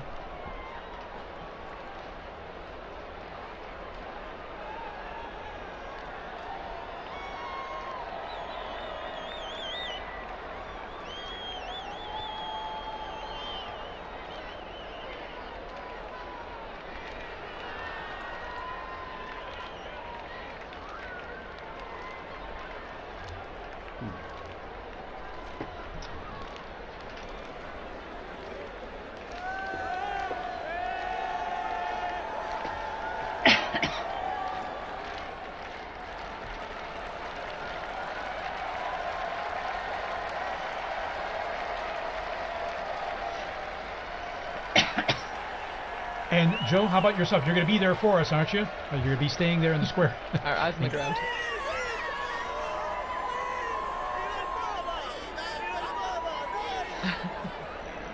Fantastic. And you'll be telling all your friends about this experience you're having here right now in the future, I'm sure. Well, thanks so much, Joe. Thank you, Joe. We're going to be back with you very soon for more update on all happening in the square there. So, Monsignor Vitilla, tell us a bit about this experience for you now. I mean, this experiencing it live, the smoke coming out here, and now our great sense of anticipation for who the next Pope will be. Well, it's just such a privilege to be here in Rome at this time, but also I probably felt closest to Pope Francis because I've served him in different ways, both as the in my work at Caritas Internationalis, and then also at the Secretary General of the International Catholic Migration Commission. I always used to say he's the best guru you could ever have to do public relations on migrants and refugees, and I don't have to pay him a thing, you know. So, and there were many times when I was able to meet him, and it was so beautiful an experience each time. So the emotions are more now than they were other times, because I loved the popes, but they were strange to me. I didn't know them so well. I met Pope John Paul II a couple times, but not as closely as working with Pope Francis. It's wonderful, it's exciting, and then it's a real privilege to be here at Vatican Radio and to have been part of our smoke watching together. It's now smoke warning, of course. So, and a severe smoke warning. Exactly. Yes. White smoke, that makes it even more severe, so to speak. But it's severe good news, I like the joke to say. But I think it's going to be very nice. I'm very happy that I was here. And just when I was walking out the door, and I just thought, I don't want to be alone in this moment. Yes. This is a moment of ecclesia. This is the moment of people gathered together. I'm going to run back upstairs and knock on the door and say, I'm so happy to be able to share this moment, and I love this view of the square and all of these people who are gathering together in really a tremendous sense of rejoicing. This is after our 9 days of mourning, after the shock of Pope Francis's death. We are rejoicing again, and that is very lovely for a beautiful, beautiful day in Rome. Yeah, stunning. Actually, perfect weather, and I like to jokingly call this kind of weather severe good weather. It's just wonderful. It's sunny and brilliant, and of course, I remember in 2013 when Pope Francis was elected. It was during the evening. It was dark out, and it was still Cold. Yes. It rather was cold and wet and rainy. And the sun set later, but it was illuminated with the lighting in the square, and now the even improved lighting they have on the basilica now. It's stunning. You know, the square and the facade, how they've renewed the lighting. But then it was illuminated by all the phones being held up and all. But here we have the brilliant sunlight illuminating all the people there in the square and growing in number. And now, Dr. Lev, tell us a bit about, I was thinking, the central loggia of the basilica there, and even the history behind it of the popes appearing from that loggia, from that balcony, and giving their most solemn blessing, Urbi et Orbi, which the new pope will impart after he greets the crowds there, that solemn blessing to the city, in Latin, to the city and the world. That's the first task. That's his first act, is to impart this blessing, because after all, he is the Pontifex Maximus. He is the bridge between heaven and earth. So today we'll see him in the facade of St. Peter's. And that facade, which was built in beautiful construction by Carlo Maderno from 1612. But even in some of the buildings in Rome, you might not recognize, actually have a loggia of benedictions. So there's a sort of strange side transept on St. John Lateran, because when the popes lived over there, that was where the pope would come out for the Orbi et Orbi blessing. Or even the church of San Marco in Piazza Venezia, where Pope Paul II lived. He also had a loggia of the benedictions placed into his, house/church/ because the popes weren't officially living in the Vatican. And then even, what it means to have the Pope on that balcony. If we were in the early 20th century, the first conclaves of the 20th century, there was no Pope on the balcony, because during the so-called Roman question, after the unification of Italy in 1870, during those conclaves, while the newly formed Italian state and the ousted papal state confined within the walls of the Vatican, their tensions between the two of them meant that they would hold the conclave, send out some smoke, but you had to wait in order to, you would not see the Pope appear in the square. And so when Pius XI appeared in that loggia, it was already a statement that things were about to change. So it's a very, very, very exciting moment. I remember, I think it was 2005, all the cardinals, when they first started to have lots and lots of cardinals, they were all trying to fit out on those openings of the balcony, and you were kind of looking at a couple of them like, that looks a little precarious. Yes. So let's hope they've worked out the placement, the placement out on the balconies this time. Absolutely. Here we're seeing a long shot there, and crowds coming down the main avenue via the Conciliazione. There are security checks, of course, which is one reason that the crowds may kind of trickle in more than be running into the square. Unfortunately, it's absolutely necessary nowadays. So, Sure, you could see them coming from the security. So there's already a metal check, and also we have to ensure the safety and security there in the square. So. Well, and as we're seeing all this jubilation and excitement, sadly, we have to say goodbye to I'm like those sports stars that keep quitting and then coming back. I mean, you'll probably see me back in like another 15 minutes. Yeah, you or are welcome to something, come back. Or a bit like the seagull coming in and around the chimney. I really like You're the always sports welcome. star comparison better, but I'll handle seagull. Okay. Thank you so much once again. I'm so happy we got to share this moment together. Thank you for being here Thank with you. us. Well, and as Liz mentioned before, you know, when we were talking about what is happening now, what takes so long, I mean, according to John Paul II, I believe his Apostolic Constitution, right, Universi Dominici Gregis, there's a process that's happening, and it starts with the rite of acceptance, which already happened, because that's when we know we get the white smoke, because the Pope, the man that was elected, had to say yes. And has to sign and have it certified. Exactly. So isn't that, I mean, it's beautiful, right? We always talk about free will in the Catholic Church. He could say no, but this means that whoever we will see on the loggia has agreed, has said yes to this. And as you can hear, the crowds are coming, and we see... And we see the pontifical band there coming out, and the Swiss Guards, of course. There's always a traditional salute of the Vatican hymn or anthem to celebrate the occasion. It's part of the festivity of it, and we hear they're playing already and coming out there all in full uniform. Well, it's special too because, you know, these last more than 2 weeks, we've had the Swiss Guards were present for certain things, but now they have a Pope once again that they are protecting. That is their role, that is their mission, right? To be where the Pope is and to protect him. And so this is extra special because now we see them coming out again to the piazza because we will have a Pope. Yes. You know, I live with 21 other priests at a residence. All of us work in the Curia. And we've been sharing at breakfast how hard it is in the morning when we're celebrating Mass, and there's always a prayer in the canon of the Mass for the Pope.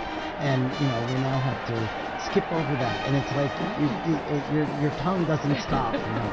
So now we can pray once again for the Pope as well. Exactly. Well, our predecessor folks can pray for us as well. Exactly. Intercede in ways. That I'm sure. We hope and pray for sure. So again, the bands here will be coming in and playing the anthems, the hymns when the new Pope appears, just like the Urbi et Orbi on an Easter, Christmas, or solemn occasions. That's right. And so it's to be expected at this time, and we'll probably have another, it's at least a half hour before earliest the new Pope will appear from the Sacramento. But also during this time too, there will be prayer too, and certainly the new Pope will be praying, but also the cardinals will be praying with him too. And we will all be praying as course, well. Yes, Everyone in the square will be praying exactly. around the world. All of you watching and listening from home, you join in prayer as well for this moment. And you can be sure even the new Pope hears all this in the background, because it's a lot of strong sound that's coming up there and propagating up into the areas there, in the buildings and just outside the loggia there as well. You can hear that, you know that, you experience it. Right. The sounds of the streets, the sounds of the square. Well, and it must be a sign of, I mean, they must feel encouraged hearing the cheers, the music, because this is a big moment for anyone, and then to come out into the loggia and see thousands upon thousands of people. I mean, if public speaking is not your thing, that would be very intimidating. And so to hear the support of the band and the people clapping and cheering must be extra special for that person. Absolutely, a huge encouragement as well, apart from the weight of the office and accepting and realizing the challenge, the immense challenge that we'll be taking on, and responsibility, but encouraged by what is the fanfare we're seeing and hearing in St. Peter's Square right now. And as I mentioned, the crowds are filtering in. They do their security check before that, but the square is slowly filling up there with people coming in last minute to be here. Of course, they're lucky they have time, because we have about almost 1 hour before the new Pope will appear.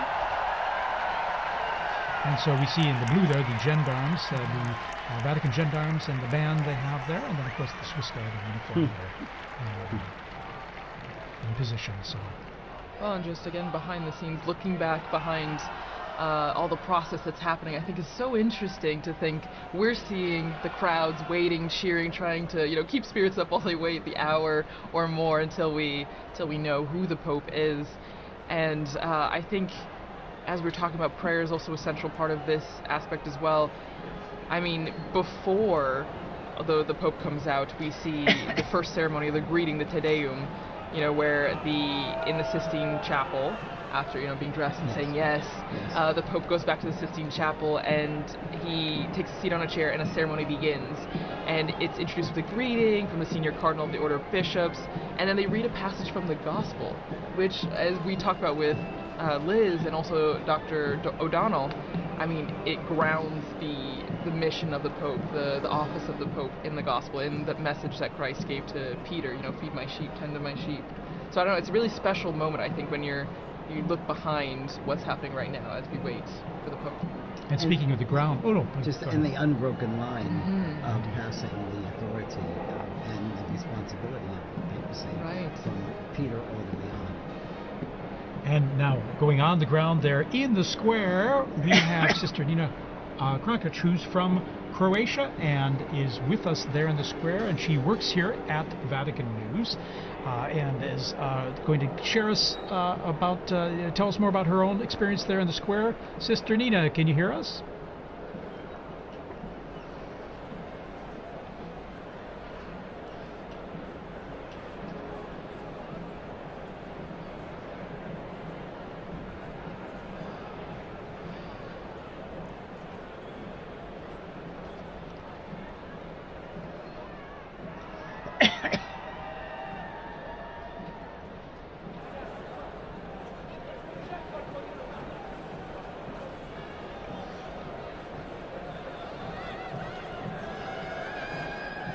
Sister Nina, you must have run out of the building there to get there in the square, because I mentioned the crowds coming in now there's got to be some bottleneck there, isn't there?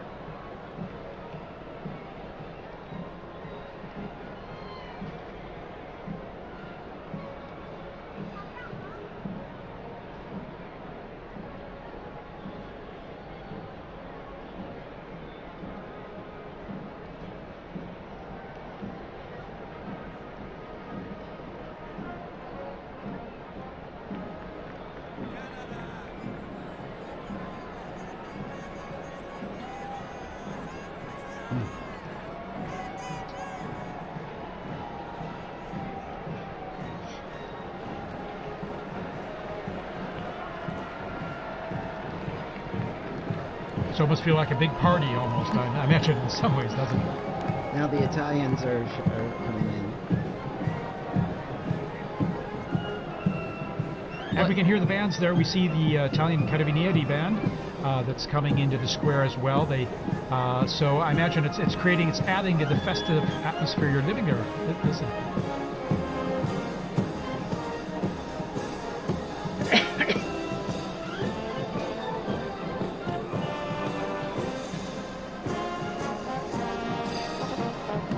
All right, Sister Nina, thanks for giving us that update there, and we look forward to connecting with you there again when possible. We know how it's a little tough with the cell signal there, given all the people communicating live on their cell phones and the networks there being a bit saturated. But thank you, and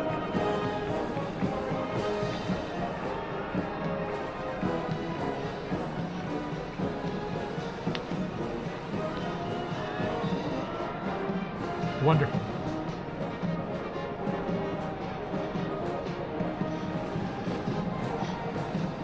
And Sister Nina, by the way, this is your first experience of this type, isn't it? Your first conclave, and so it must be extra special for you.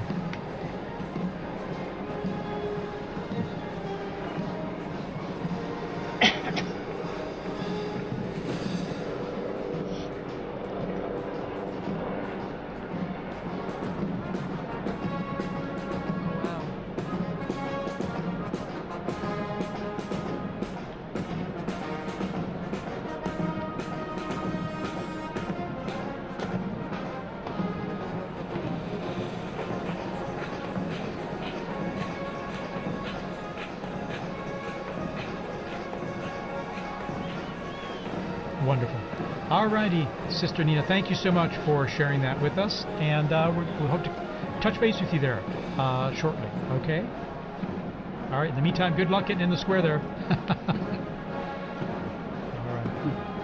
Well, and continuing as we mentioned before, the atmosphere, but also what we're seeing. You see the bands, Father, as you mentioned, now the Italians as well, coming up the stairs that we often saw the Pope Mobile drive up for general audiences. And shortly, we're not sure exactly when, but when the Pope comes out, there's a formula that is said in Latin, and for many of us, we might not have studied Latin in school. I mean, my Latin is quite rusty, so I don't know if maybe, Father, you know a bit more about what is going to be said, and for those who might not know, what is the formula, what is said? Well, it says the proto-deacon, and it's Cardinal Monberti is the proto-deacon right now, will come out and say, I have an announcement of great joy, and then he says, we have a Pope, habemus papam. I saw some signs there and they didn't have the correct conjugation of papa, but that's okay. The fact is, the news is and it's almost universal language now in terms of communicating the fact that we now have a Pope. And then after that, he announces the name. The name, yes, in Latin. And so I'll tell you a funny story of that too. A friend of mine was in the square when Paul VI was elected, and he was standing.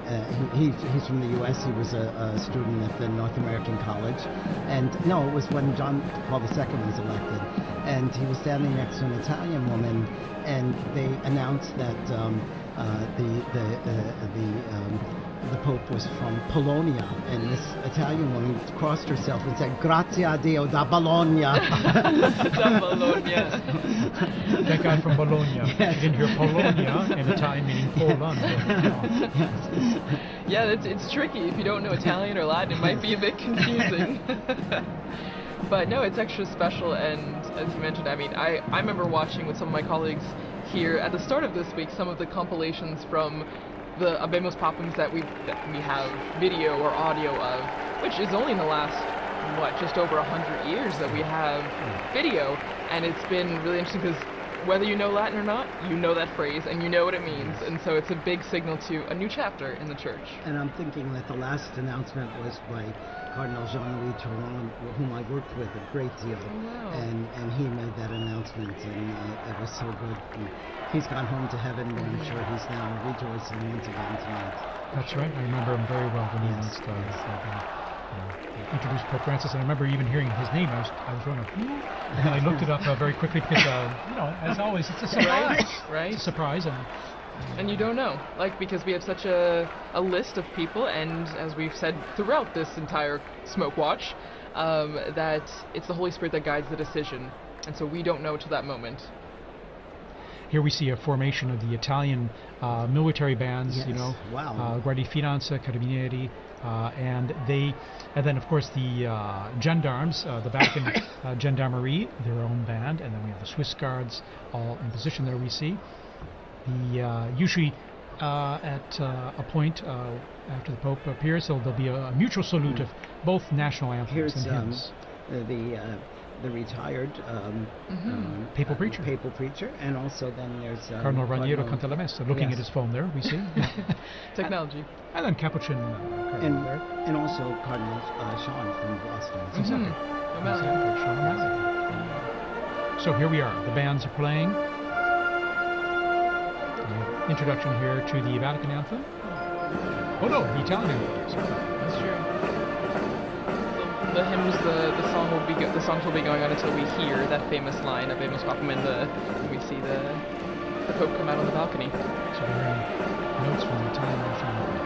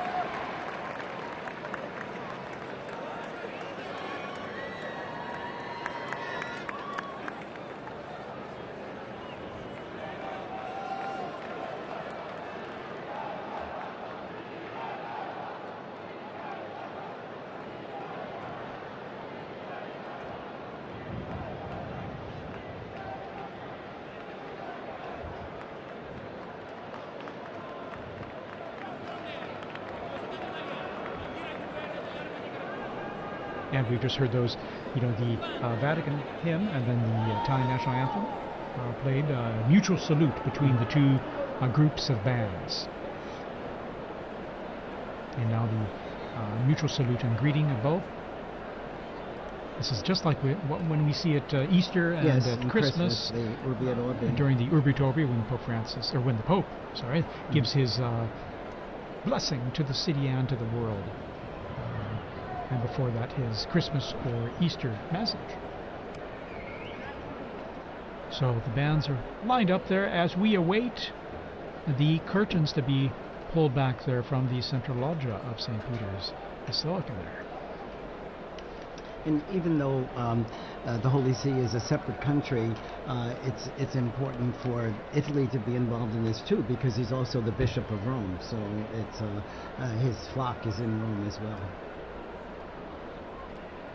Actually, just now taking off my headphones to hear some of the ambient sound, you could hear kind of the craziness that's going on outside. You could hear helicopters, ambulances, fire trucks, everything. And so, I mean, even at the end of Via Conciliazione, where we are, you can hear the excitement and the festivities are happening outside. Monsignor, I think some of that chimney smoke has gotten to me, yes. There's a lot of pollen in the air. Yeah, definitely. Allergy time. As we head into summer. But what a stunning view there. We have the sun just going down behind the facade of St. Peter's. It's always stunning, when it comes time to sunset there with the facade facing east, but then when you're looking at the Basilica and the sun going down behind it. It's always so beautiful. So beautiful. But everybody's eyes are on this. Yeah, everybody's looking up, waiting for the doors to open and then the white curtains to be pulled back. Well, and there's actually a story about what's happening right now. Again, the Room of Tears, the Pope, the new Pope getting dressed, and we know that there are 3 sizes of the white cassocks because you don't know who's going to be elected, but you have to be prepared. And actually, one of our colleagues, Christopher Wells, who was on this morning actually on the Smoke Watch, was talking about Pope John the 23rd, and he was... That's 11.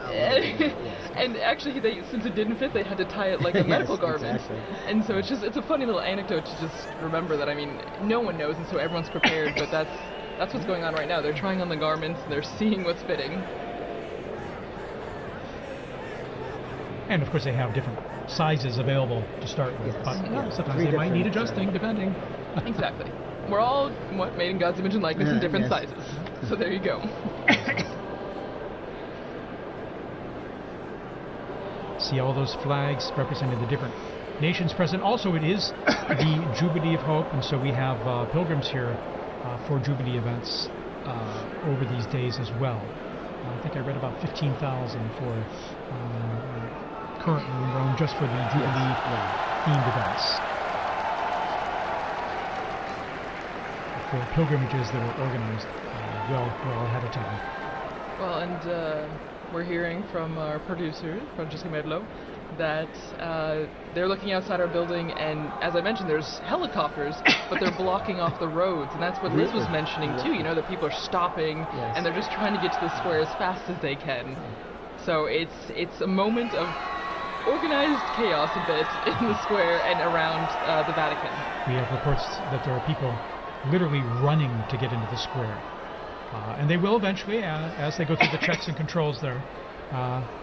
They do an extraordinary job of the crowd control as well, with these many people coming into St. Peter's Square and avoiding any potential problems or issues due to that. So. Well, and that is, you have to think that, I mean, maybe everything has a purpose, right? Everything has a reason, because we have this time in between the white smoke and the Abemus Papam, maybe also for everyone to get to the square. It's a dual-edged sword.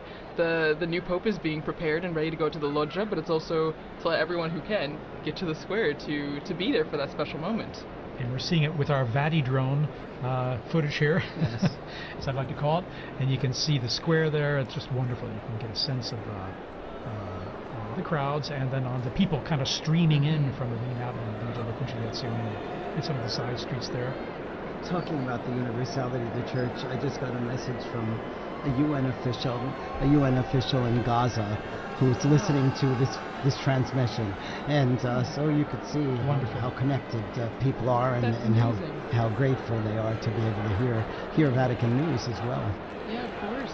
We're grateful to have you here to say some nice, intelligent things for us. I don't know. As well as and give us some interesting input on all, and to share this experience.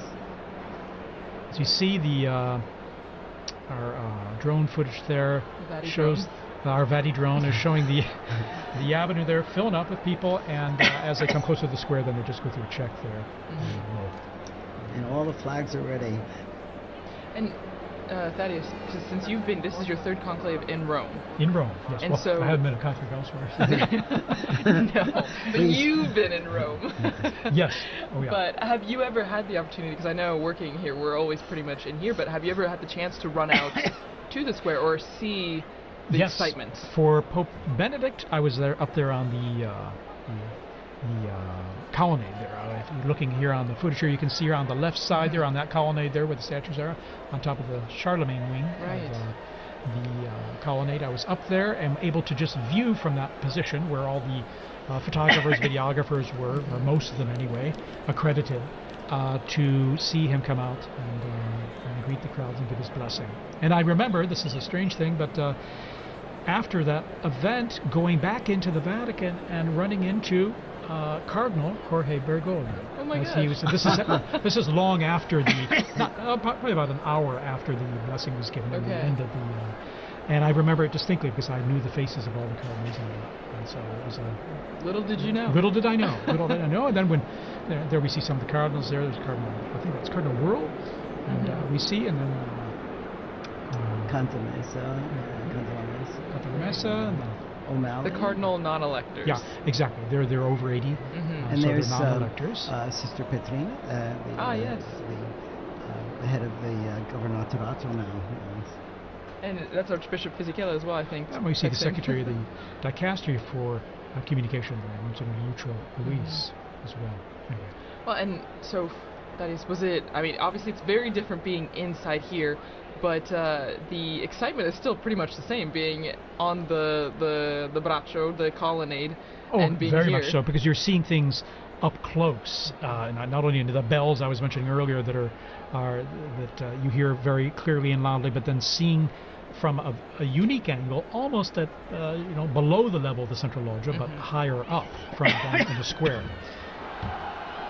In 2013, then I remember I was down the street on the Conciliazione looking out the window at the crowds on Via della Conciliazione, and I could see the central loggia from which Pope Francis appeared then in 2013. So that was my other experience, per se, and a unique one at that. And now here in our studio here, right close to the action there. Exactly. It's a third privileged experience.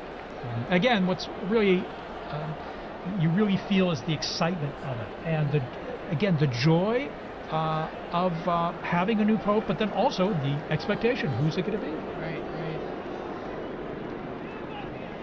And I remember with Pope Benedict, it was a bit the weather was a bit cloudy and cool then.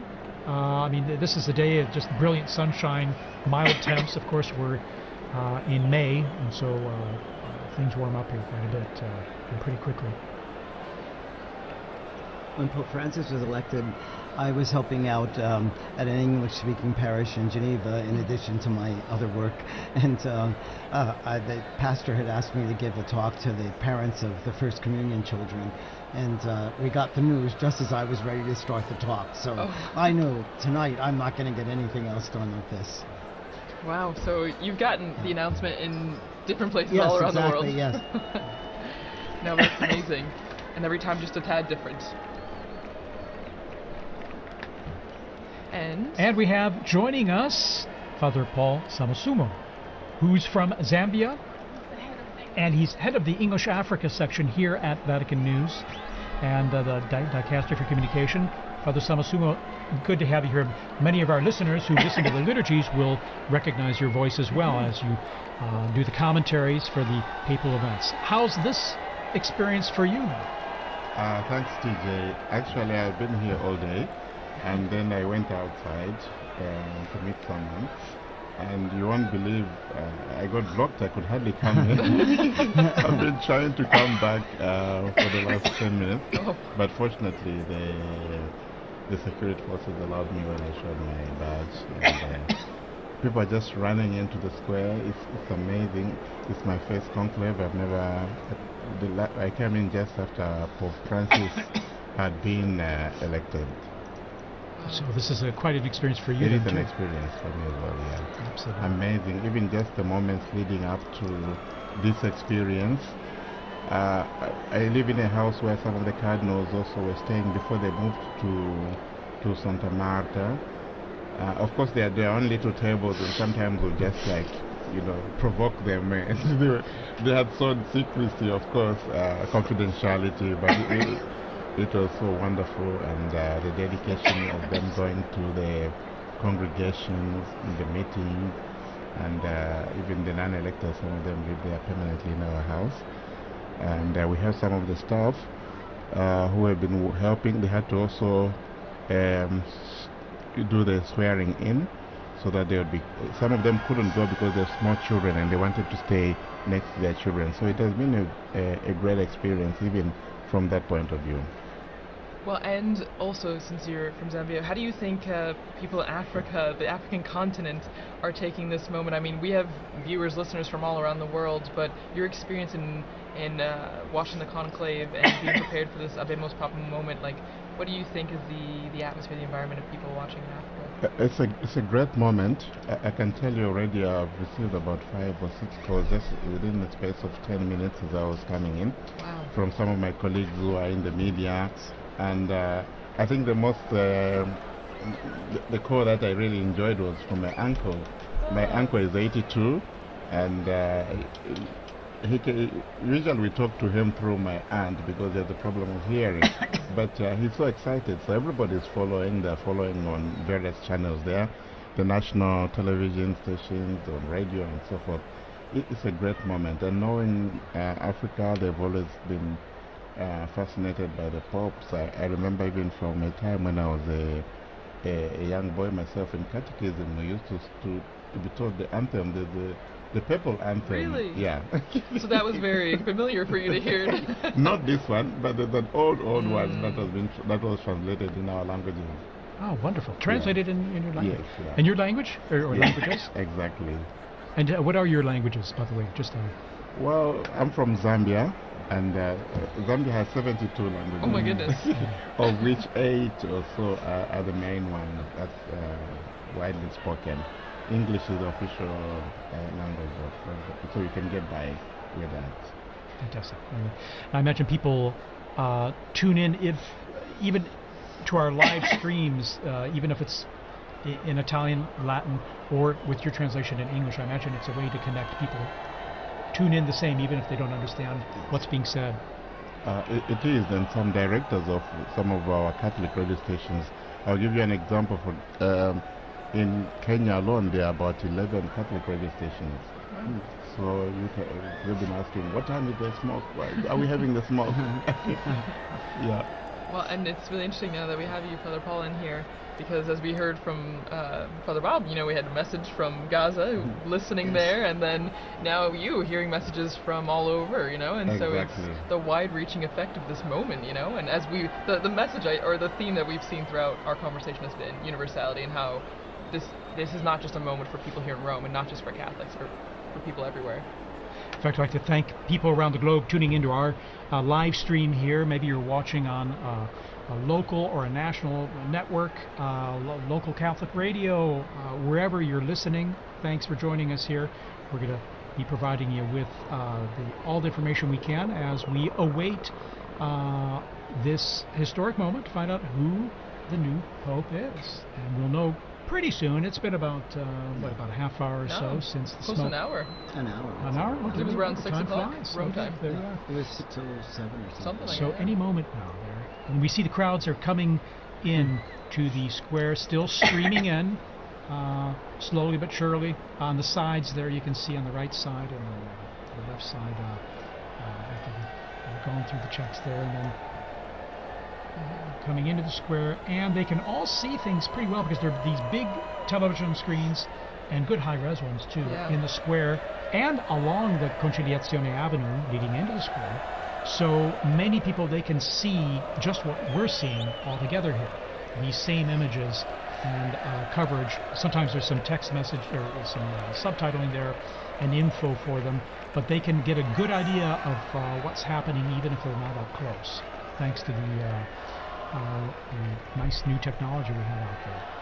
Well, and I'm sure, as we all talked about before, and Father Paula, you would also, I'm sure, have experience with this, but using like the screens in the square, us doing this commentary, and you have to imagine that social media is blowing up with this moment, you know? Oh, yes. I mean, everyone that's in the square is live streaming, I'm sure, taking videos, taking pictures, and so the news is spreading even faster than it would have 10, 20, 30 years ago. Exactly. Even just here in Rome, you know, just the streets, the cafes. What I found interesting is, I'm sure you've seen the guys that sell trinkets and stuff. Some of them are from Senegal, or from Bangladesh, and so forth. And when the smoke came out, this guy asked me, "Do we have a pope?" And he said, "Do we have a pope?" I thought most of them are Muslims, but that kind of interest is really very touching. And I found very moving, to be honest. Yeah, absolutely. I have another story on that. When Pope John Paul II died, I told you I was on my way to Gambia, and I had to go through Senegal. So in Dakar, there was this long line that I was waiting to go in through immigration, and the guard pulled me out and said, "You know, the Pope has died." I said, "Yes, I know." You know. So then he said, "You come up to the front," and then he brought me to the official, and he said, "You must have this father go through now because the Pope has died."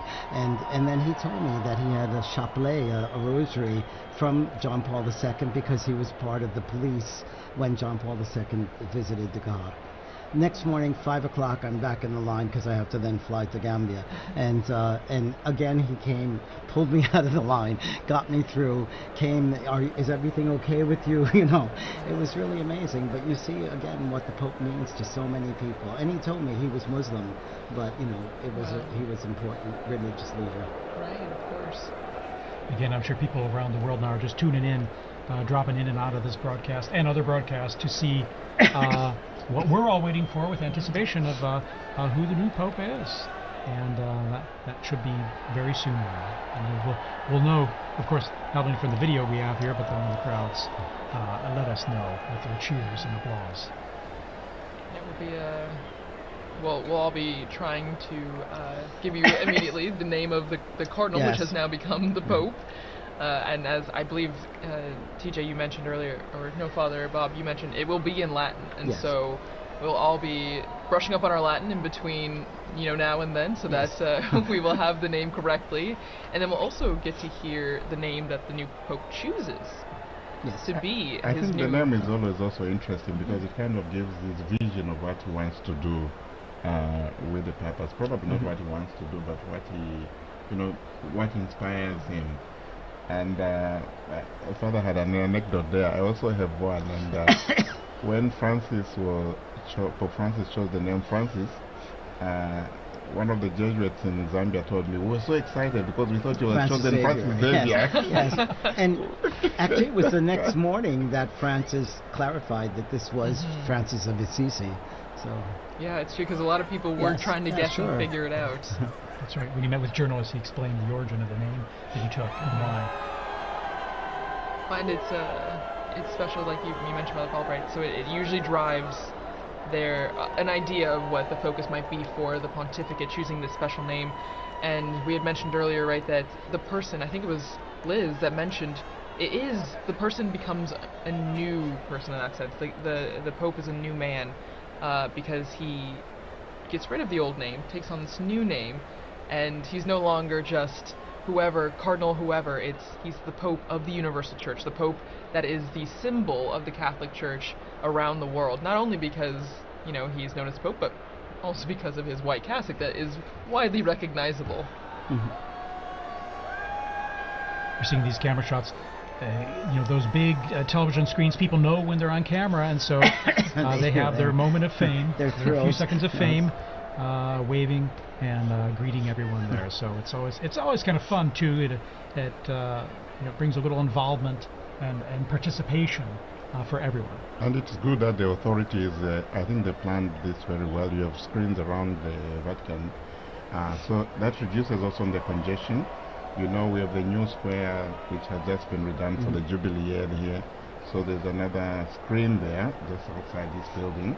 And people are just sitting out there. They are not rushing to go into the square. So they can see, and maybe they even get a better shot from, a better view from the screen there. So there are a number of these large screens surrounding the area. And I think it was very good planning on that part.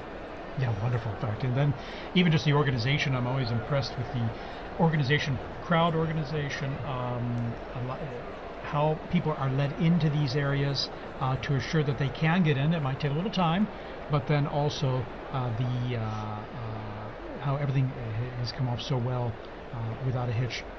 Again, it was almost prophetic because so much of the reconfiguration of the square and Via della Conciliazione was done for the Jubilee, but it served very well for the funeral and now for the new Pope. Yeah, the city has done all these works projects also to help traffic flow well through the area. And here we have, it looks like, let's see here, it was Cardinal Schönborn, was it? Yes, and then also Cardinal, who was the head of the Christian Unity. That's right, yes. Okay. And you can hear the helicopters. You can hear them in the square now. So it's getting louder and more apparent that there's people from all over, and everyone's getting images of the square.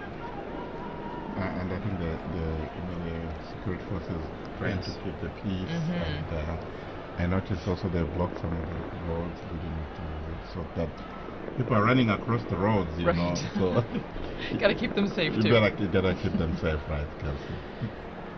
Well, and so one of our colleagues, Lisa Zengarini, she did a lot of research on why we have this tradition of changing the baptismal name of the cardinal into the name for the Pope, and it actually started way back, it looks like 2,000 years ago to Saint Peter, whose original name was Simon, and so it stems all the way from that.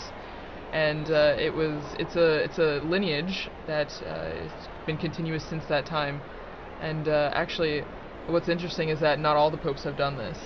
Out of the 266 now, 267, only 129 have actually chosen a new name, which I never realized. It was much later before the new name, was put into practice. There you go. And that was John the 12th, Pope John the 12th. And only during that time, from 955 to today, it's only 2 other people that have not taken new names, which is interesting. Very interesting, yes. So we've gone from the smoke watch in the morning now to the Pope watch. Yes. We are on a Pope watch here from the central balcony, and I think we're coming up on prime time here. I think soon we should be seeing the new Pope appear, and we're getting some zooming, some close-ups here of the crowds there, and we saw some Vatican officials, in fact, before. TJ, I just also wanted... and as well as the mayor of Rome is out there. Yes. Okay. Yes, Gualtieri, that's right. For there was it Cardinal Casper, right? Christian Unity. That's right. Casper, and then... I was going to say that it's been interesting also from the time the Holy Father Pope Francis died, how the liturgies have been moving and preparing the people. Yes. Even yesterday's Mass, the prayers, we implore you, give us a shepherd pleasing to you, one who will lead us by example and lead us to the gospel truth. This is in the collect and in the closing prayers. So this conclave liturgy is also very elaborate and very moving and preparing the people. So it's not just like this is just a successor to Francis. this is actually, a transformation. This is going to be Peter now, who is going to be taking office. That's right. Cardinal Ray said that in his homily, didn't he? He did. He's been such a gift during this time too, Cardinal Ray. Cardinal Ray's incredible. 92 years old, full of energy and beautiful homilies, really inspiring us and helping us live through this whole ordeal. Very inspiring. At 92, yes, 91, 92 years old. Amazing. Yeah, inspirational indeed, and then his energy, and also animated as well, in delivering, giving his homilies as well with passion. So I'm always impressed. But so here we are. All right, we got this flag. Someone is just asking me on the phone, do we have the name yet? No, yes. We will learn with all of you. We're all like everyone else. It must be hard for those cardinals out there now, right. because I'm sure, they're not allowed to tell us. Exactly. But, that's true. Yeah. Wow. Mom's the word. Mom is the word. And we're just waiting for the appearance. Pope Watch is on high alert. That's right. It could be turned into. It will be a warning soon. It will be. Okay. So. All right. So in some quiet among the crowds now, as this anticipation is sinking in and building. Because I think what they will do as soon as the square is full, they don't let any more people inside to prevent the stampede. That makes sense, yeah. It makes a lot of sense. Again, like you were saying, the safety. Yeah. Safety is a big priority, Absolutely. even though it's Absolutely. exciting. And you see even small children getting excited for this moment on our screen. So from the youngest to the oldest. Fun for them, fun for us. Exactly. Yeah. It's as fun for all ages. Indeed. And even the Vatican flag. Vatican tie flag. And we're lucky the sun's gone down behind, it looks like behind the Basilica now, so you won't have the sun blinding you as you look at the central balcony of the loggia there. So a bit of anxiety yesterday, when the smoke wasn't coming. I said, what's happening? Why is it taking that long and so forth? But you could understand. I think, as has been explained, there's so much to do. There was the juramento, there was the homily of Cardinal Conclave as well. Then and then there was also the Vespers as well. So I think you don't understand. But you could also understand also the anxiety and the joy and the excitement surrounding all this. Sure. Yeah. Of course. And then the first time going through the whole process of the voting process, whereas by the time this morning came along, it was all it wasn't anything new. They're going in there to vote, before prayer, of course. I mean, a lot of these flags that we're seeing on the screen as we wait for the Pope, it reminds me a lot of World Youth Day. The same kind of excitement, the same kind of building. You see young people from all over. It's a really beautiful image, and I think is again just a sign of the youthfulness of the Church. We talk a lot about the future of the Church, which begins with this new Pope, but the young people that are also present at this moment to see the historic aspect of this. It's really beautiful.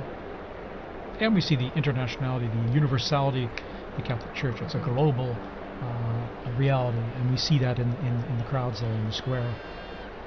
And this we also saw during the funeral of Pope Francis. So many people. Okay, there's movement. Okay. Yes, here we go. The white curtains are behind the glass door. Now the doors are being opened. We see first. Here we are. The Cardinal Proto-Deacon. And he's smiling. He's smiling. He will give us the announcement. Here we are.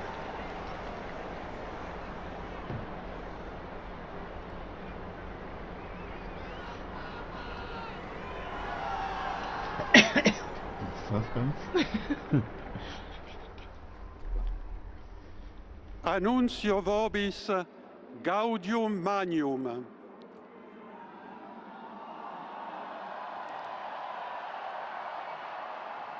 Habemus Papam.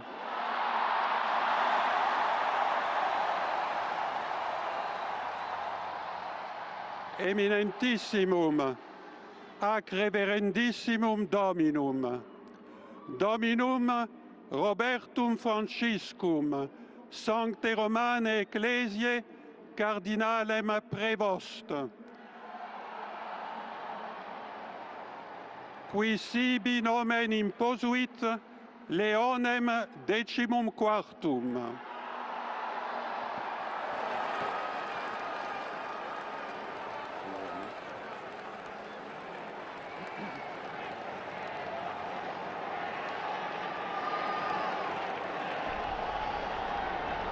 So, the Pope is Cardinal Robert Francis Prevost, who's taken the name of Leo XIV, Pope Leo XIV. Cardinal Prevost is an American, and he spent most of his ministry in Latin America, in Peru, and also in Paraguay. And he's an Augustinian father. He was the provincial in Latin America, and then became the Bishop of Chiclayo in Peru. And he then is also he became the Superior General of the Augustinian Fathers as well. He's now he's been the prefect of the dicastery for bishops. We see the cardinal electors there appearing on the balcony there as well, with this joy and smiles on their face. A great joy indeed, and well, it wasn't one of those fabulous moments, so to say. What a great joy. It's a wonderful joy. And he's from Chicago, Yes. Illinois. Okay. An American. An American. An American. I think that's a historic moment. It is truly, truly historic. And you can see all the cardinals on the different balconies there. For our radio listeners, you may not be able to see this, of course, but they're appearing on all the balconies to the left and right of the central balcony there. All of them clearly standing out with their red vestments and smiles, and waiting to again for all of us to greet this new pope as well. The new pope. Which now we know his name. Cardinal Robert Francis Prevost, Augustinian. Amazing. And has served as prefect of the dicastery for bishops. A native of Chicago, Illinois, in the United States.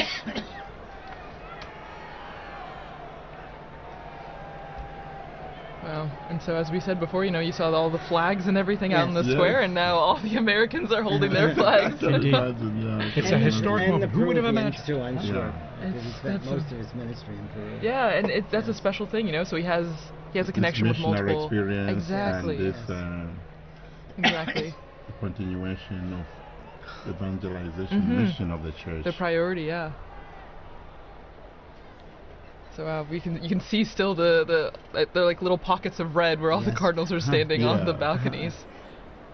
And from our Vati drone footage, and seeing it from above there, it's a unique view, perched above in front of the facade and looking down at them as they're on the balconies there, awaiting now as the new pope, as we mentioned there, Cardinal Robert Francis Prevost. And Pope Leo the 14th. Pope Leo the Pope Leo Yes. the 14th. The 14th. And of course, Leo the 13th was the great social reforming pope for us. He was all. the great social reformer. Yeah, and he died in 1903, so still fairly recent in the grand scheme of things. Was Pope Leo the one with Rerum Novarum? Yes, exactly. There you go, And good then- memory. From my seminary. And then his successors wrote other encyclicals every 40 years afterwards. So he started like on a the trend. social- Yes, and it's really one of the constitutions of Catholic social ministry and Catholic Probably I social would say doctrine. a pope needed for our times with all the social challenges the world Yes, has yes, today. Yes. And he's, relatively young, 69 years old, born Yes. on the 14th of September, 1955, as you mentioned, in Chicago, Illinois, and so 69. Well, and Father Paul, as you were just saying, I agree, and maybe Father Bob, you can really stress this point because you work in The social dicastery humanitarian. for Exactly. Integral human development. This is an important aspect of the church. The Yes. Catholic social, Yes. Catholic social teaching, I Yes. think, is important. Very. And it's often called the untold story of the church, Yes. or perhaps the hidden secret of the church. it has so much and there's a lot of development. And was one of the needs discussed by the cardinals during their congregations this last week too. So. Exactly. Oh, there we see There's an American flag. There's an American flag there. People are thrilled about this. Yeah, you know, and there's quite a number of American students. I mean, Dr. O'Donnell was here, and he was going to be in the square with his American students. So you can imagine them cheering. Yes, that will be a treat for them, indeed. Yes. I can imagine the scene. The house I live behind is the Basilica of St. Augustine, where we have also the tomb of St. Monica. Yes. So that's Beautiful a great day church. for all the Augustinians. Yeah, very special day. Yes. Indeed, he. Looking at his biography, going back to more recent history, 1999, he was elected the provincial prior of the Mother of Good Counsel province in Chicago of the Augustinians, and after 2.5 years, the Ordinary General Chapter elected him prior general of the order of the OSAs. Ministry again entrusted to him in 2007 at their Ordinary General Chapter. And reading here, in October 2013, he returned to his province of Chicago to serve as teacher of the professed and provincial. He served as, and then you can see his roles there. In 3rd of November 2014, when Pope Francis appointed him apostolic minister of the Diocese of Chiclayo in Peru, where he served many years, and he was made a bishop there, and served there for many years. And then in March 2018, he became second vice president of the Peruvian Episcopal Conference, so working as a missionary there, missionary bishop as well in Peru. Here we're seeing these beautiful shots of the Vati-drone there, of at the same level almost of those balconies, and all the cardinals kind of crowded in those balconies. And they look like they have the same anticipation that we do. Exactly. Exactly. Any moment now, Pope Leo XIV will be appearing. Pope Leo XIV. Will be appearing from that balcony. Well, Leo XIV. Looking again at his predecessor, well, the person he took the name from before, Leo the 13th. He actually, Pope Leo XIII had the third longest papacy, well, verified papacy that we know of, behind Peter, the apostle, and then John Paul II. So one from way back in church history and one from our very recent history. Long live the Pope. Exactly. No, and even on the screens now you can see a lot of people climbing up on the what are they? The lampposts in St. Peter's Square, Anything to get a better view. yes, just trying to get a good view of the new Pope. And there we have the cardinals. These are the cardinal electors, right? Right. The ones that helped make this decision. Yes. Which, since we had 133 cardinal electors, then we had to have a majority of 89 cardinal electors to vote for cardinal. I found intriguing the fact that the voting takes place in the Sistine Chapel, where you have the last judgment. Right. So whatever you do, whatever you decide, that's between you and the Lord. Yes. Because the weight of the responsibility is so great. So very fitting, very telling, eh? Well, and before you came in, Father Paul, Dr. Liz Lev was talking about the Pauline Chapel, and that's where the new Pope, now Pope Leo XIV, when he will walk down this hallway in the chapel, and at the end of the chapel is an image of Peter crucified upside down, but the artist turned his head so that when the new Pope is walking down the hallway, Peter's eyes are following. Here we are. There we are. Pope Leo XIV is now Pope appearing, Leo XIV. coming to the central loggia of the Basilica. Very special moment. Very special moment. And Here he is. There he is, And the applause going up, the greeting, the waving, big the smiles. How amazing. How amazing. And Dr. Liz Lev was also talking about the the symbolism of the red that he's wearing. You know, it is a sacrificial role, and that is the symbol of the cloth that he's wearing right now. And we see this beautiful close-up view from the side there, at the same level as the loggia. Pope Leo XIV. Pope Leo XIV. Amazing. Smiling. Smiling And Pope, yeah. you can see who wouldn't be taken by the moment. And, I think going overcome through with his emotion. mind, you know, the weight of Yeah. this responsibility. Oh yeah. You can see it on his face. You can Oh, see it on his absolutely. face. Amazing. After this, you're never the same person. No. And we're hearing the bands below, the mutual salute of the anthems, the hymns of the Vatican hymn and the Italian national anthem, as we do traditionally with the Easter and Christmas, as we've mentioned. And after this, now Pope Leo XIV, he will give a greeting and impart his first apostolic blessing, the Urbi et Orbi, to the city and to the whole world.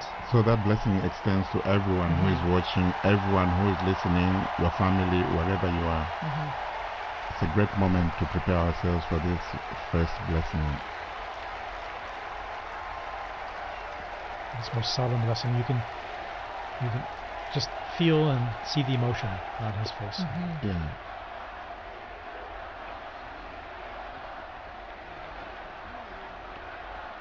And the crowds there gathered in St. Peter's Square, still arriving, we're being told, from the avenues surrounding the Vatican there, the streets and the...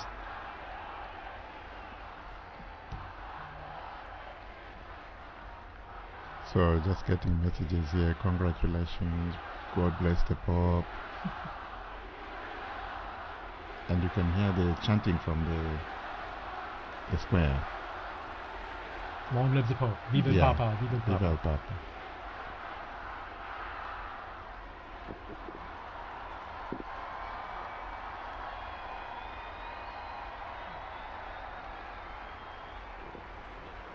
And we're all silent now, awaiting his first words.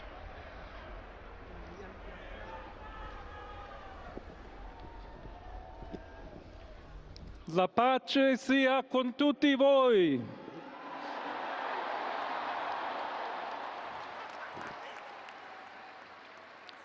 Fratelli, sorelle carissimi, questo è il primo saluto del Cristo risorto, il buon pastore che ha dato la vita per il gregge di Dio. Anch'io vorrei che questo saluto di pace entrasse nel vostro cuore, raggiungesse le vostre famiglie, a tutte le persone, ovunque siano, a tutti i popoli, a tutta la terra. La pace sia con voi.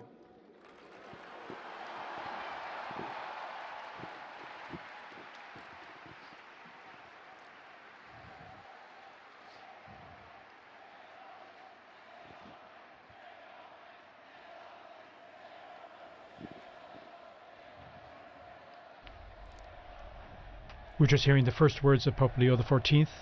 As he continues, we'll provide a summary here in just a moment as we listen to his words. He's asked everyone to, brothers, Questa è la pace di Cristo risorto. this is the peace Una of the risen pace Christ, disarmata e una pace disarmante. a peace that is umile e disarming and perseverante. humble and persevering. Proviene da Dio. It comes from Dio God, che ci ama a tutti God who loves all of us incondizionalmente. without any limits and conditions. Ancora conserviamo nei nostri orecchi And quella voce debole ma we sempre still have coraggiosa the sound di in our Papa ears of Francesco the weak che voice of Pope benediva Francis, Roma. who is blessing Rome here.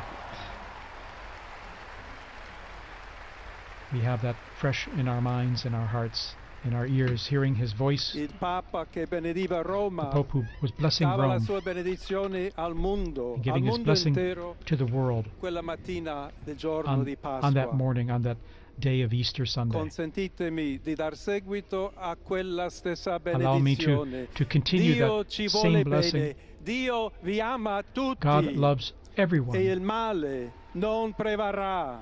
Evil will not Siamo prevail. tutti nelle mani We di are all Dio. in the hands of God. Pertanto, senza paura, So without fear, uniti, united, mano nella mano con Dio hand in e hand, tra di noi, with God and among ourselves, andiamo avanti. we go forward. Siamo discepoli di We are Cristo. disciples of Christ. Cristo ci precede. Christ goes before us. Il mondo ha bisogno della sua luce. The world needs his light.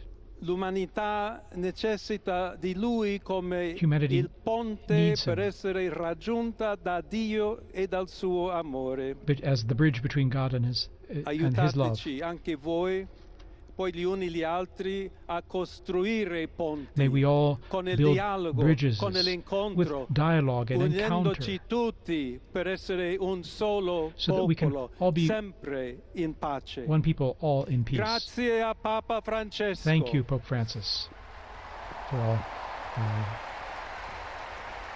all you've done. We're hearing the first words here of Pope Leo XIV, just elected Pope. Voglio ringraziare anche tutti i confratelli I'd like to cardinali also che thank my hanno brother cardinals scelto me who chose per essere me to successore di be the Pietro successor of e Peter camminare insieme a voi and to come Chiesa walk along unita, with you, cercando sempre la pace, la giustizia, searching all together for cercando peace and sempre justice, lavorare come uomini and working e donne together, fedeli a Gesù men and women Cristo, faithful to senza Christ, paura, without fear, per proclamare il to Vangelo, proclaim the per gospel, essere missionari. to be missionaries.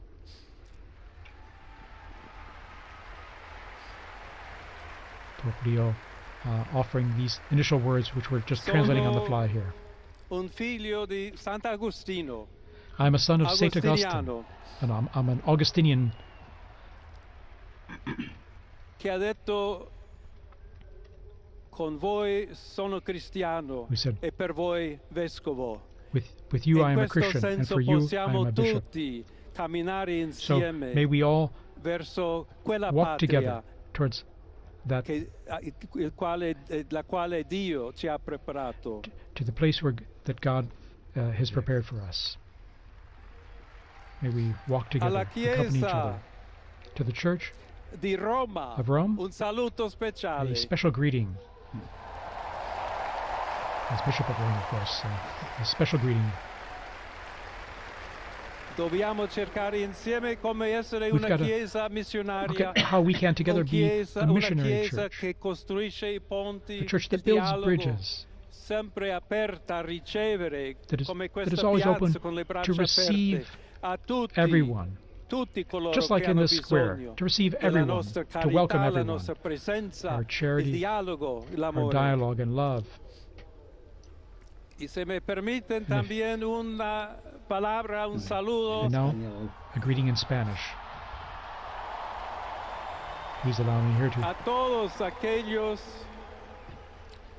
y en modo particular a mi querida diócesis de Chiclayo en el So Perú, to all of you, but especially to the people of my diocese of Chiclayo in Peru, donde un pueblo fiel ha acompañado a su obispo, ha compartido su fe y ha dado tanto, tanto para where we seguir had such faithful siendo people accompanying iglesia fiel the de bishop, and we Jesucristo. had such faithful A people tutti voi, helping the fratelli e bishop. sorelle di Roma, d'Italia, di tutto il To mondo, all of you, vogliamo essere the people una of chiesa Rome and of Italy, sinodale, una chiesa che cammina, una chiesa che we need cerca to be a sempre la synodal pace, church, a cerca church that's a sempre la pilgrim, carità, cerca that sempre di shows essere charity vicino always, specialmente a coloro che soffrono. and especially is charitable to those who are suffering. Oggi Today, il giorno della supplica alla Madonna di Pompei. today is the day of praying to the Nostra Madonna of Madre Pompeii. Maria vuole sempre camminare con noi, stare Our vicino, Blessed Mother Mary always aiutarci wants to con be la sua close to us. intercessione e il suo amore. She always Allora wants to vorrei pregare intercede for us insieme a voi. through her love. Preghiamo insieme So per questa nuova missione, let us pray together però for per this new tutta la mission, Chiesa, for per la all of the pace nel church, mondo. for peace E in the chiediamo world, questa grazia speciale that she will di help Maria, us get the, nostra give us a madre. special grace, our mother. Ave Maria, piena di grazia, Hail Mary, il full of Signore è grace, con the te. Lord is with you. Tu sei benedetta fra le You are donne, blessed among e women, benedetto è il frutto del and tuo blessed is seno, the fruit Gesù. of your womb, Jesus. Santa Maria, Holy Madre Mary, di Dio, Mother of God, prega per noi pray peccatori, for us sinners, adesso e nell'ora now della and at the nostra hour of our morte. death. Amen. Amen. Pope Leo XIV there. Pope Leo XIV, very interesting. A few themes coming out already there from his first piece, talking about peace. Indeed, saying a greeting of peace. May my greeting of peace enter into your hearts and reach your families. All people, wherever you are, all peoples of the entire planet. May peace be with you. God's peace be with you, he said. And here we see him in his, after having given that opening and beautiful words. Continuing also the message of Pope Francis, where he even said in Spanish and Italian, tutti, tutti, Il tutti, Santo todos. Padre Leone, a tutti I fedeli presenti And the Holy e a Father Pope quelli che Leo, ricevono to la sua all people benedizione in a the mezzo square della and all radio, receiving, della televisione e are delle hearing this altre tecnologie through di new technology, comunicazione, online, everywhere. concede l'indulgenza Offers plenaria his, nella forma the stabilita plenary dalla indulgence Chiesa. in the formula established by the Preghiamo Church. Dio We pray Onnipotente to Almighty God perché conservi a that- lungo il that Papa a he may guida della keep the Pope Chiesa e conceda pace e protect him unità alla Chiesa and in guide the tutto il Church mondo. and the entire world. Now he'll give this most solemn blessing to the entire world, to all of you joining us. To everyone. So we now prepare ourselves to receive this solemn blessing wherever we are, at home, in your car, at work, wherever you are. Sancti Apostoli Petrus et Paulus, de quorum potestate et auctoritate confidimus. So Ipsi intercedat pro nobis ad the Dominum. holy apostles Peter Amen. and Paul, Precibus et meritis Beate Mariae semper Virginis, and we also Beati pray Michaelis to the Arcangeli, Blessed Mary, Beati Ioannis Baptiste, to et Sanctorum Apostolorum Petri et John- Pauli et Omnium Sanctorum, misereatur vestri omnipotens Deus, et dimissis omnibus peccatis vestris, perducat vos Iesus Christus ad vitam aeternam. Indulgentiam, absolutionem et remissionem omnium peccatorum vestrorum, spatium vere et fructuose penitentiae, cor semper penitens, et emendationem vitae, gratiam et consolationem Sancti Spiritus, et finalem perseverantiam in bonis operibus tribuat vobis omnipotens et misericors Dominus. Amen. Et benedictio Dei omnipotentis, Patris et Filii et Spiritus Sancti descendat super vos et maniat semper.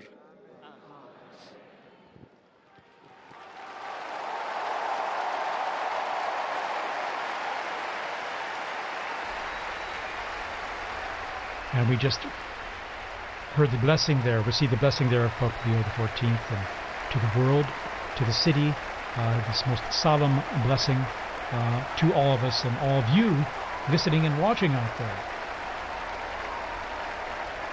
What is interesting, he's smiling, and I found very touching the fact that he made reference to his former diocese in Peru and spoke to them in Spanish. Very, very touching moment, and how they are thanking them for how they accompanied him.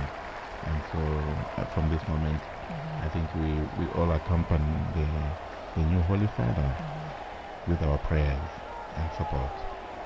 And once again, he asked, just like Pope Francis did before, he asked for continued prayers. You know, this is a heavy task, as we all noted before, and he continues to ask all of us for prayers and also for the intercession of Our Lady on the special feast day.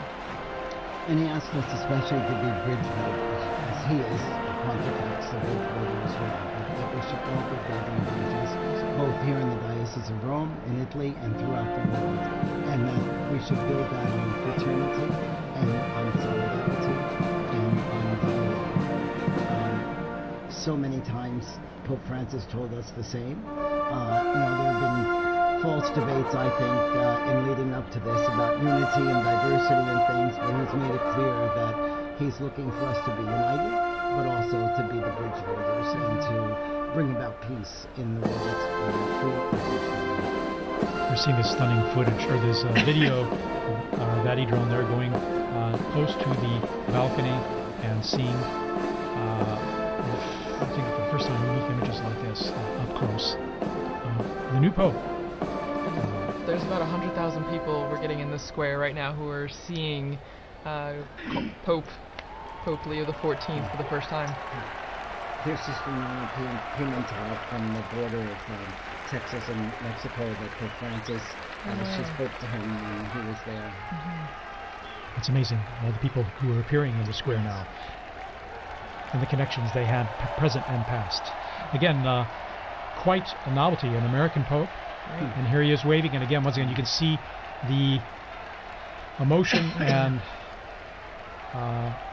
sense of responsibility, the weight of the office. Well, this is a beautiful view, seeing from inside the loggia, looking out what he would see as he waves to the crowds. It's a very interesting place there. I don't know if you remember, we used to do the commentaries from that place. Indeed, commentary positions behind, off to the side of that big hall on blessings, and after those blessings, we would greet the Pope as well, briefly afterward, on Easter or at Christmas. Well, that's our historic moment. The warning is over. We have a new Pope. And you know, Monsignor Vitale, you were telling us here about, you were translating the prayer. This is the prayer that is read, the blessing, I'm sorry. The Orbeator. So may the holy apostles Peter and Paul, in whose power and authority we trust, intercede for us before the Lord. Through the prayers and merits of Blessed Mary of the Virgin, St. Michael the Archangel, St. John the Baptist, the holy apostles Peter and Paul, all the saints, may Almighty God have mercy on you and forgive you all your sins, and may Jesus Christ bring you to happiness forever. He speaks about the indulgence and the absolution and remission of sins, and he also gives the blessing. I'm not entitled to give the Orbeator blessing, but we heard it from him. But again, it's the most solemn blessing that he gives and imparts. And again, in his words, he offered greetings of peace to everyone everywhere, and stressed that he wishes to be a builder of peace in his ministry, and to that we can all be part of that in our own efforts in what we do. And 2 or 3 times mentioning the word missionary, I think probably also echoing his own experience as a missionary bishop, and now a pope. I found also that very touching, this openness to the world. And he's someone who is coming from the outside. He has been in the Korea, and now, so he has both worlds. And this is very interesting and quite assuring, I think, for the church. Well, and he comes from the Americas, so while he is an American by birth, being born in Chicago, he has connections to Peru, and so I think it's a beautiful continuity, between the two, the Americas right there. And as we see on the Vati drone, we're getting a good image of the apostles lined up on St. Peter's, the facade there, and you still see the massive crowds that have gathered, over at least 100,000 people, both in the piazza right there and beyond, past the Conciliazione and our office even. Indeed. And then again, that embrace of the 2 colonnades is just unique. It has a warm feeling to it of welcoming and embracing those present there in the crowds. Now we're going to try and go back down to the square there to our own Joseph Tulloch, our roving journalist, our roving reporter. We're trying to connect with him. Again, it happens that the cell coverage there gets pretty saturated, even if it's pretty extensive.